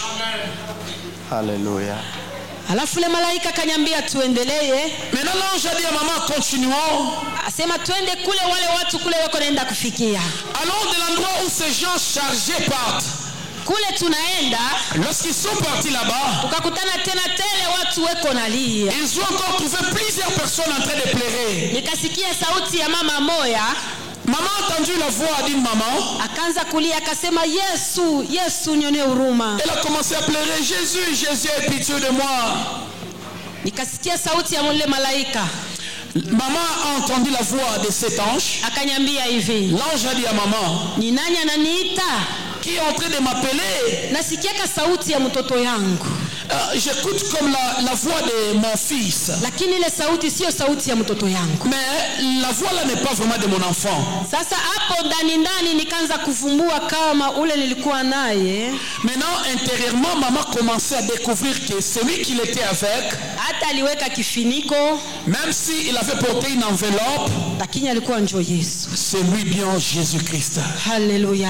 Amen. Maana malaika hawezi kujiweka nafasi ya Mungu. Parce qu'un ange ne se placera jamais à la place de Dieu. Wala malaika kuseme ni sauti ya nani ninasikia, sio sauti ya mtoto yangu. Ou bien qu'un ange puisse dire non, c'est la voix de qui que j'entends, ce n'est pas la voix de mon enfant. Malaika akumba mtu. L'ange n'a pas créé personne. Kindani ndani nilielewa kama huyu alikuwa ni Yesu. Intérieurement maman a compris que non, lui là c'est Jésus. Mumasemo yake. Par rapport à ses dires. Alafu na mimi nikamwambia simfahamu. Maintenant maman répondit à l'ange que non, je ne connais pas. Ongoya kwanza nichofe. Attends un peu que je m'approche. Pale sikuchunga tena malaika niruhusu mie nichofe. Là maintenant maman n'a pas entendu qu'il ait la permission de l'ange. Nilijua yeye kawaida kama tuafika karibu na watu ataniachilia mie kuchofa. Elle avait déjà compris les jeux qu'à chaque fois qu'ils étaient tout près des gens, on l'autorisait toujours de s'avancer. Alafu nikachofa pembeni ya ule mama. Et maintenant elle a avancé à côté de cette maman. Nikaangalia ule mama. Maman regardait cette maman-là. Mwili yote utaona saa ule mtu wanatokosha maya moto wanamwangia. Tout son corps était comparable à quelqu'un comme si qu'on a bouilli dans de l'eau chaude. Hawezi hata kutambua uso yake. Tu ne sauras pas même détecter son visage. Nikasikia ule mama kanza kulia. Elle a entendu cette femme en train de pleurer. Akasema nataka unisaidie, wewe ni mwanamke mwenzangu. Elle a dit j'aimerais que tu m'aides parce que tu es femme comparable à moi. Mie ni mama fulani. Moi je suis maman telle. Lakini watu kudunia wanazoea kunita njina ya bwana yangu. Mais les gens sur la terre m'appelaient au nom de mon mari. Wakati akataya njina ya bwana yake, au moment qu'elle a cité le nom de son mari, pale nikamvumbua. Directement maman pouvait la détecter. Nikakumbuka ilikuwa 2018. Elle a compris que c'était en 2018. Siku moja nilikuwa kwa nyumba yangu. Un jour maman était chez elle. Nilikuwa niko nasoma Biblia. Elle lisait sa Bible. Watoto wakaanza kufanya makelele kabisa. Et les enfants faisaient des bruits tellement. Nikasema nifungule kwanza television. Maman dit que j'ouvre un peu la télévision. Kumbe kama wao wanaanza kuangalia, parce que au moment qu'ils vont commencer à regarder, mimi nitaendelea kusoma. Ils vont me laisser le temps de la lecture. Wakati ninaanza kutafuta masheni, au moment que maman cherchait des chaînes, nikaanguka kusheni moja ya RTNC ya Kinshasa. Et elle était tombée sur une chaîne de Kinshasa, RTNC. Alafu nikaona wanaweka pale mbele picha. Et elle avait constaté, on avait posté une photo. Ile picha ilikuwa ya ule mama nilikuta kule. Et cette photo concernait la maman qu'elle a trouvée là-bas. Hata kama ilikuwa inaonekana mzuri, même si ici sur la terre on la trouvait bonne, kupitia ile njina linitaia, au moins seulement du nom qu'elle avait cité, ikanikumbuza ile siku. Ça l'avait rappelé ce jour-là. Wakati niko naangalia, au moment qu'elle regardait, weko naonesha kilio ya ule mama. On a montré les deuils de cette femme. Nikaona watu wengi sana. Elle avait vu une grande foule. Wazungu, weushi. Il y avait des blancs, des noirs. Waimbaji wa kuachana. Des chantres et des chantres. Pale nilisimama. Là où qu'elle se tenait. Nikasema ndani yangu, huyu mama. Elle a dit en elle, réellement cette maman est ici. Watu wengi hawa. Et plusieurs personnes comme ça. Juu ya kifo kyake tu. À cause de sa mort seulement. Huyu mama mbingu inamwelekea. Et elle a dit, ah, vraiment le ciel a agréé cette femme. Sasa pale niko nafikiria ile maneno, Mais au moment qu'elle pensait à ces choses, ule malaika akachofa pembeni yangu, cet ange s'approcha à côté de maman. akanigusa, Elle a touché maman. akanyambia hivi, Elle a dit à maman, kile kinafurahikiwa duniani ce qui est apprécié sur la terre, mbinguni ni kenye kuoza. au ciel c'est pourri. Alafu palikuwa ule mama mara moja akaanza kukiri, Et là où il y avait cette maman directement, elle a commencé à confesser. ni kweli nilipataka tu neema na Mungu, Il est vrai que j'avais eu la grâce authentique de Dieu, nikalifanyia tu ujinga yangu. mais j'avais utilisé ça dans tant de bêtises. Wakati nilipataka hiyo neema, Au moment que j'avais reçu cette grâce, nikafungula kunzi ya maombi. j'avais ouvert un groupe de prière. Wakati nafungula ile kunzi, Au moment que j'avais ouvert ce groupe de prière, watu walikuwa nakuwa kidogo kidogo. plusieurs gens, les gens avançaient, venaient petit à petit. Nikazipata shauri kwa rafiki, Elle a eu des conseils au moyen de ses amis. wakanyambia mdunia ya sasa Mes amis m'ont dit, dans ce monde présent, juu ya kanisa iyale tele, pour que l'église soit pleine, inabidi ukamate dawa ya kukaribisha watu. il faut que tu touches au grigui pour ajouter des gens. Ule mama aliniambia historia ilikuwa mrefu, La maman parlait une longue histoire à la maman. lakini kula kuna faida yetu. Mais là, il n'y a pas notre intérêt. Akajikuta ameshatumikia mwalimu mwingine, Elle s'était retrouvée en train de servir un autre maître. anasema na ule mwalimu tulikuwa natumikia, Elle a dit, même le maître que nous avons servi, ni kweli tulijenga makanisa il est vrai que nous avons construit des églises. na alitupatia kweli utajiri, Et il nous a donné de la richesse. na ilifika wakati moya Et elle est arrivée à un certain moment, nilikuwa naombeaka watu, je priais pour des gens. kama ninagusa mtu mkono mkichwa, Si je touche la personne sur la tête, nitachukua zawadi yake directement je prends même sa grâce ou son don na kuipeleka ngambo za pili. et j'amène à mon maître là que je servais. Na nilikuwa naombeaka watu wengi mzazi, Je priais pour plusieurs femmes, pour... lakini wale watoto hawakuwa natokaka kwa Mungu. mais ces enfants-là ne venaient pas de Dieu. Akanyambia napo tena siri kubwa namuna shetani yako nafanya kazi. Elle a parlé à maman un secret comment les diables fonctionnent. Malaika pale alikuwa, L'ange où il était, akanyambia tuendelee na safari. il a dit à maman, continuons notre marche. Aite yule mwalimu alikuwa anatumikia, Qu'elle appelle le maître qu'elle servait sur la terre, akuya sasa muokoe pale. qu'il vienne lui sauver ici. Pale anasikia vile akaanza kulia. Lorsqu'elle a entendu ça, elle a commencé à pleurer. Ni kweli nilifanya vibaya. Il est vrai que je fais des mauvaises choses. Sasa ilifika wakati moya, Mais il est arrivé un certain moment, wale watu walikuwa natutumikia, les gens qui nous servaient, siku moya wakatufata. un jour ils nous ont suivis. Wakatuambia hivi, Ils nous ont dit ceci, tunamitumikia sana. nous vous avons beaucoup servi. Tunamijengea makanisa mengi Nous avons construit pour vous beaucoup des églises na munatosheka na butajiri. et vous êtes maintenant satisfait de la richesse. Sasa katikati yenu ninyi wawili na bwanako Maintenant, entre vous et votre mari, kutatoka mtu moya naye katutumikie, un quittera pour aller nous servir maintenant. na njoo kule kushaendaka bwana yangu.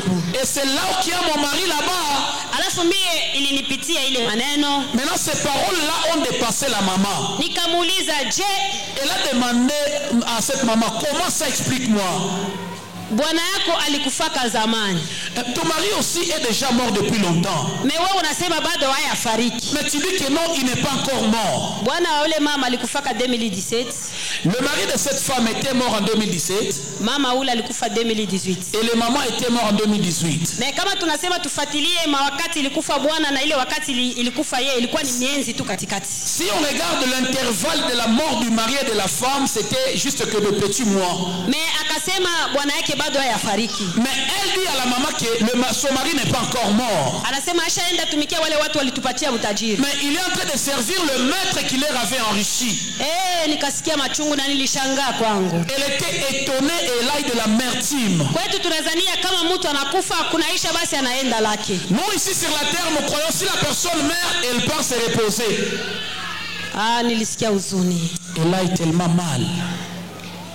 Malaika anasema tuendelee na safari. L'ange a dit à maman, continuons notre marche. Ule mama akaanza kulalamika. La maman commençait à crier. Ongoya nikulake. Enda kumakanisa yangu. Attends que je te dise des choses afin que tu parles à mes églises. Ninajua kweli hawatakuaminia. Je sais qu'ils ne peuvent pas te croire. Lakini enda ukawaambie kiukweli. Mais va leur dire la vérité. Ukawaambie kiukweli. Va leur dire la vérité. Kuna wachungaji wengi walikuwa natumika mwile makanisa yangu, wengi nilikuwa nishawaingiza mwile kazi nilikuwa natumikia giza. Il y a plusieurs serviteurs qui travaillaient à mon église là que j'avais déjà initié à ces choses-là.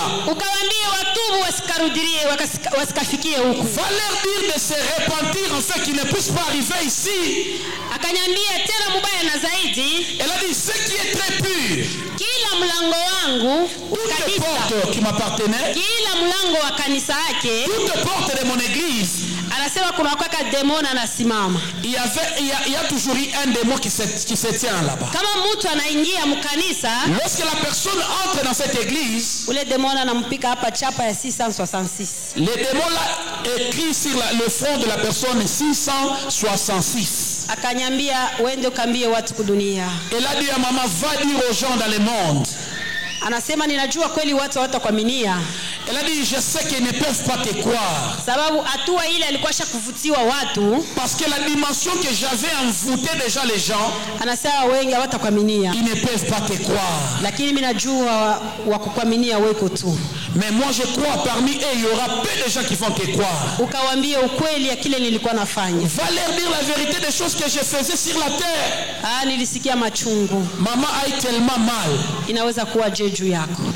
Que sera maintenant ton sort toi aussi? Kwa ule mama kuna bahati. Pour la maman il y a plus encore de chance. Inaweza kuwa kwako.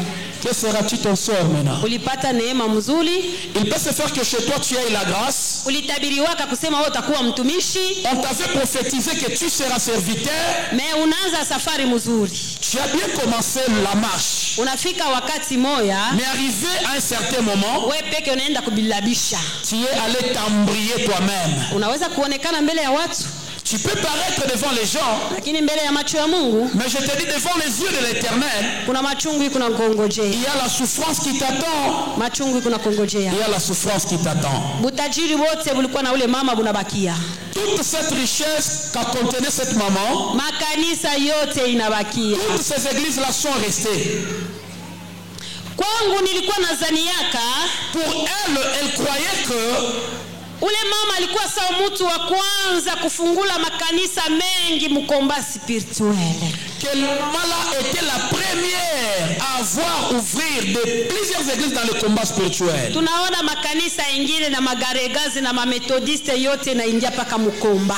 Nous voyons plusieurs mêmes églises, garegazi, méthodistes qui ont suivi même ce parcours-là. Kwa bahati mbaya iko nalia na kusagamena. Mais malheureusement, elle est en train de pleurer là où elle est. Na kama ulipataka neema ya kumuona hivi ya live, et si tu avais eu chance de la voir en live, njoo anakuambia gisi eko, et qu'on te dise comme elle est maintenant là, utachukia dunia hii, hautaitaka tena. Tu vas haïr le monde, tu ne l'aimeras plus. Ule malaika kanyambia tuendelee. L'ange a dit à maman, continuons notre marche. Tunafika fasi moja. Arrivé encore à un autre endroit, nikaona wanamke wengi sana. Elle a constaté que c'était un endroit rempli seulement de femmes. Mamiaka ya kuachana humo, avec des âges différents, weko nalia, en train de pleurer. Kitu kilinishangaza, la chose qui a étonné maman, wale watu walikuwa wako nalia, ces gens qui pleuraient là-bas, huyu akaanza kulia, mama unisameye. L'autre disait, maman pardonne-moi. Umwambie Yesu anyoneko huruma. Dis à Jésus de me pardonner. Kinanifikisha huku, ce qui m'a mené ici, nilipotesheka ubikira yangu bado siyaingia mundoa. J'avais perdu ma virginité avant que je n'entre dans le mariage. Nikasikia mwingine naye, écoutez une autre, akasema na mimi nilipotesheka ubikira yangu na rafiki ya mkubwa yangu. Moi j'avais perdu ma virginité avec l'ami de mon frère. Nikasikia mwingine anasema na mimi nilipotesheka ubikira yangu na mtoto wa sangashi. L'autre dit j'avais perdu ma virginité avec mon cousin. Mwingine sana mtoto wa mjomba. L'autre avec mon neveu.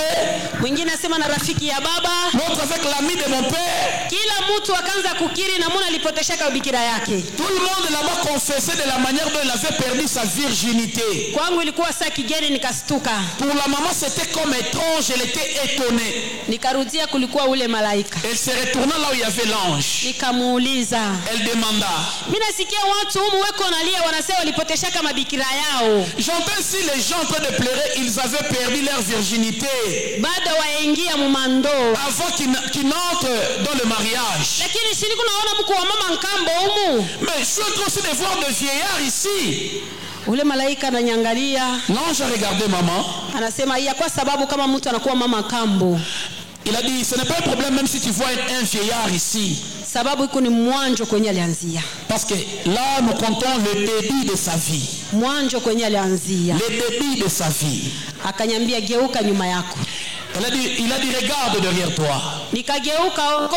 Maman regardait derrière elle. Nikakuta wanaume nako tele. Elle a constaté qu'il y avait encore plusieurs hommes. Nao kilio kyao ni paka kile kimoya. Et aussi en train de pleurer toujours la même chose. Nikaona kaka moyo washa kuweka televizio yulu yake. Il a vu un frère qu'on avait placé déjà une télévision au-dessus de lui. Weko naonesha matendo yake wakati alikuwa mzima kudunia. Et on ne faisait que diffuser ses œuvres lorsqu'il était vivant sur la terre. Shimacho yangu hii inaanza kuona. Et c'est le même yeux de maman qui voyait. Kwanza alikuwa mrafiki wa tutoto twa miaka 2 na nusu, miaka 3, tutoto twanamuki. Il était même ami de petites filles, de 2 ans, 3 ans de petites filles. Sasa weko naonesha kule. Et là, on était en train de montrer. Kama kabeba mtoto hata ni wa ndugu yake au ni wa jirani. S'il prend même la fille d'un voisin ou bien de son frère, atamweka pa mikulu yake. Il va mettre cet enfant à ses pieds. Anafungula tireti yake, anapotesha ubikira ya ule mtoto. Il ouvre la turette de cette fille et il perd la virginité de cette fille. Weko naonesha sasa tabia yake. On montrait les habitudes de ces frères-là. Nikasikia mwingine anakuwa na tubu huko. Maman entendait un autre en train de confesser. Anasema mimi njoo kazi yangu ilikuwa ni ya kupotesha mabikira wanamke kumakusudi. Et il dit c'était ça, manger, perdre la virginité de fille par Alléluia. Involontairement. Alléluia. Amen. Huku maneno ingine tujue kama ni kosa. Il y en a des choses sur la terre qu'on n'y pense pas même que c'est des erreurs. Lakini mbele ya macho ya Mungu inakuwa ni kosa kubwa sana. Mais je vous dis devant les yeux de l'Éternel, c'est des grandes erreurs. Unajua wakati ya zamani, vous savez dans les temps jadis, kwanza wakwa na waka mtu ule asina bikira. On n'épousait pas même la personne qui n'est pas vierge. Ndio maana maandiko ilikuwa nasemaka mwile wakati ya zamani. Voilà pourquoi les Écritures disaient à ce qui concerne les temps jadis. Ukasoma Exode chapitre 22 verset 16. Kutoka 22 na mstari wa 16. Mstari wa 16.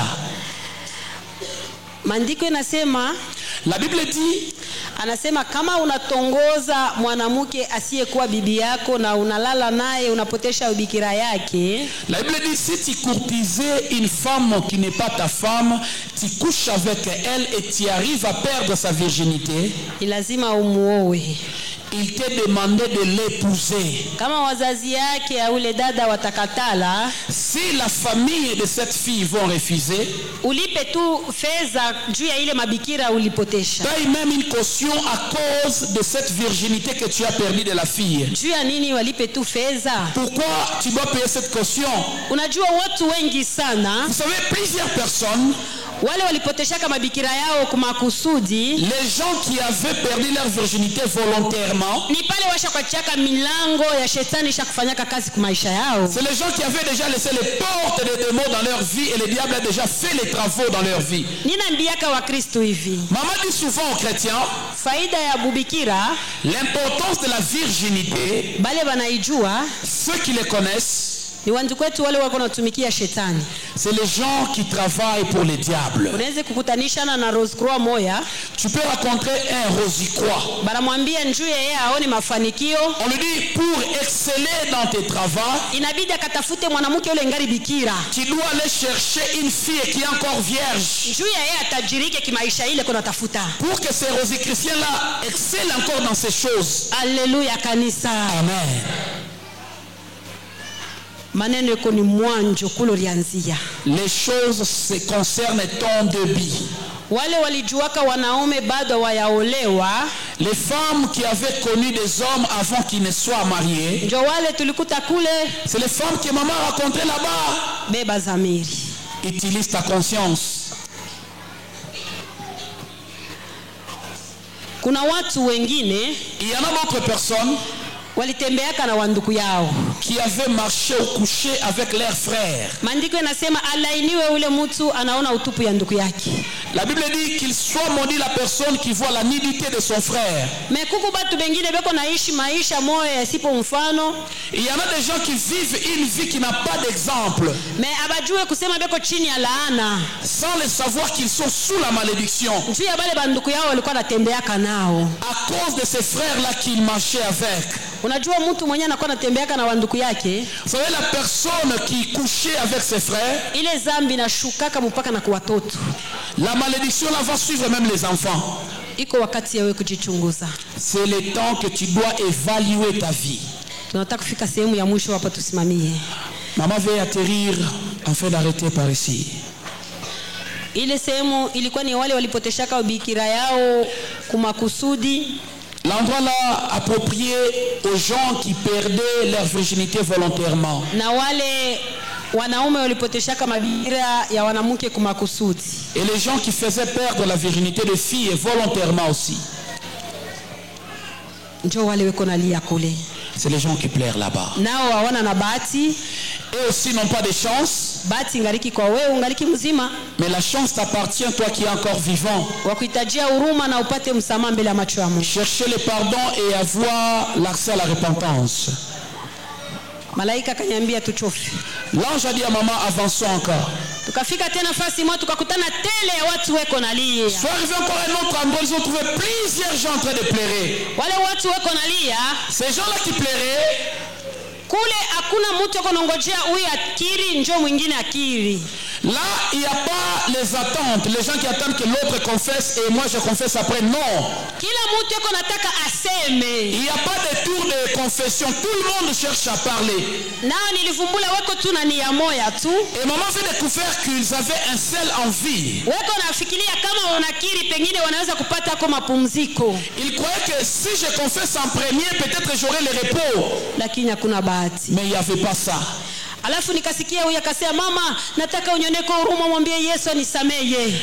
Maman a entendu une autre personne dire, demande à Jésus pardon qu'elle me pardonne. Mimi nilikuwa mwizi. Moi j'étais voleur. Nilikuwa nabomoa manyumba ya watu. J'ai cambriolé les maisons des gens. Nikasikia mwingine naye sana, mimi mama nilikuwa mwizi. Un autre a dit encore, moi aussi j'étais voleur. Nikaona nguo ya mtu, kitu kia mtu mpaka niibe. Si je vois l'habit de quelqu'un, je dois nécessairement voler. Nikasikia mwingine naye asema na mimi nilikuwa naiba. Un autre encore a dit, moi aussi j'étais de même. Nilikuwa natumika kukazi. Je travaillais un travail. Bosi wangu alikuwa ananilipa. Les boss me payaient comme il se doit. Nikamlomba kitu atanipatia. Si je lui demande même une chose, il me donnait. Lakini nilikuwa naiba.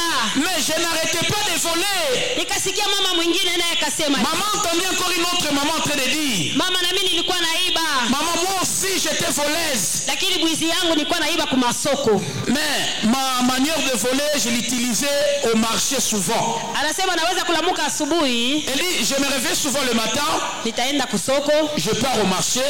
Nitafika pale ile fasi nitaona peko watu wengi. J'arrive quelque part là où je peux constater qu'il y a une foule. Na mimi nitajiingiza pale. Je peux m'infiltrer aussi là-bas. Pale ule mwenye bitu yuko nauzisha. Au moment que la propriétaire des choses sera en train de vendre, na mimi nitamwambia tangu nilikupatia makuta yangu au yanipimia bitu yangu nilikuwa. Moi aussi je vais utiliser ma malice ou ma méthode, je peux la dire. Moi aussi je t'ai déjà donné mon argent mais tu m'as pas encore donné les choses. Anasema kwa mwingine atanifokea na mimi nitamfokea. Elle peut dire la propriétaire peut me gronder, moi aussi je vais la gronder. Kwa mwingine atanirudishia pesa paka vile muasira. Et l'autre peut me remettre même l'argent avec colère. Paka ile nilitaya. La somme d'argent que je citais. Kwa mwingine atanipimia bitu paka vile muasira. L'autre peut même me donner des choses en colère. Kama nilikataka kuuza kitu, si je refuse de payer la chose, nikakutana bitu wanapanga hivi, je trouve qu'on a déjà rangé les choses là-bas. Alafu mimi nitamwangalia, ninabeba ya huku, nabadilisha huku, napinduza huku, alafu ninabeba. Moi je peux arriver là-bas, je prends les choses, je déplace, je mets ça ici là-bas et puis je vole. Kama sinione nitanyangula litungulu au pilipili na itupa msi. Si elle ne me voit pas, je prends le piment, les oignons, j'ajoute, je prends. Njoo ilikuwa tabia yao. C'était ça ma vie. Oh wewe Mkristo. Chrétien, cher chrétien. Wewe unajiita Mkristo. Toi qui s'appelles chrétien. Ushapitia hiyo njia? As-tu déjà passé sur ce chemin? Leo Wakristo Wakristo wengi ni wezi. Aujourd'hui, plusieurs chrétiens sont des voleurs. Utamkuta pa makombo anakuwa na chakula. Tu le trouveras dans le Congo là, il est en train de chercher. Anatambusha na ingine. Il vole même. Akaenda kuuza vitu naye na yeye anapitisha na ingine. Il part acheter des choses, il va faire même un ajout, il vole. Wewe peke unajua? Toi-même tu sais. Unaona unaweza kudanganya watu. Tu sais, tu peux tromper les humains. Lakini hauwezi kudanganya dhamiri. Mais tu ne tromperas jamais ta propre conscience.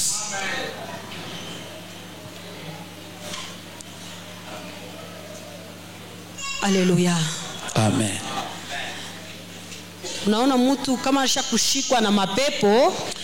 Tu sais, lorsque la personne est déjà possédée par les démons, akaona nguo ya mtu ni kubeba tu. Si elle voit l'habit de quelqu'un qui ne lui appartient pas, lui, l'envie c'est de prendre. Unaona mtu kama ashakuingiliwa na mademona. Lorsque la personne est occupée ou possédée par les démons, anaweza kukutanisha hata kaputula ya mtu anaiba na yeye anaweka kumwili yake. Elle peut trouver même la culotte de quelqu'un sur le fil, il vole ça. Lakini mtu tu mzima mwenye kuwa na akili yake. Mais une personne pleine d'intelligence, siwezi kuvala kaputula ya mtu. Je ne peux pas porter la culotte de quelqu'un. Finika macho yako. Ferme tes yeux. Tunataka tushuke chini. J'aimerais qu'on se rabaisse.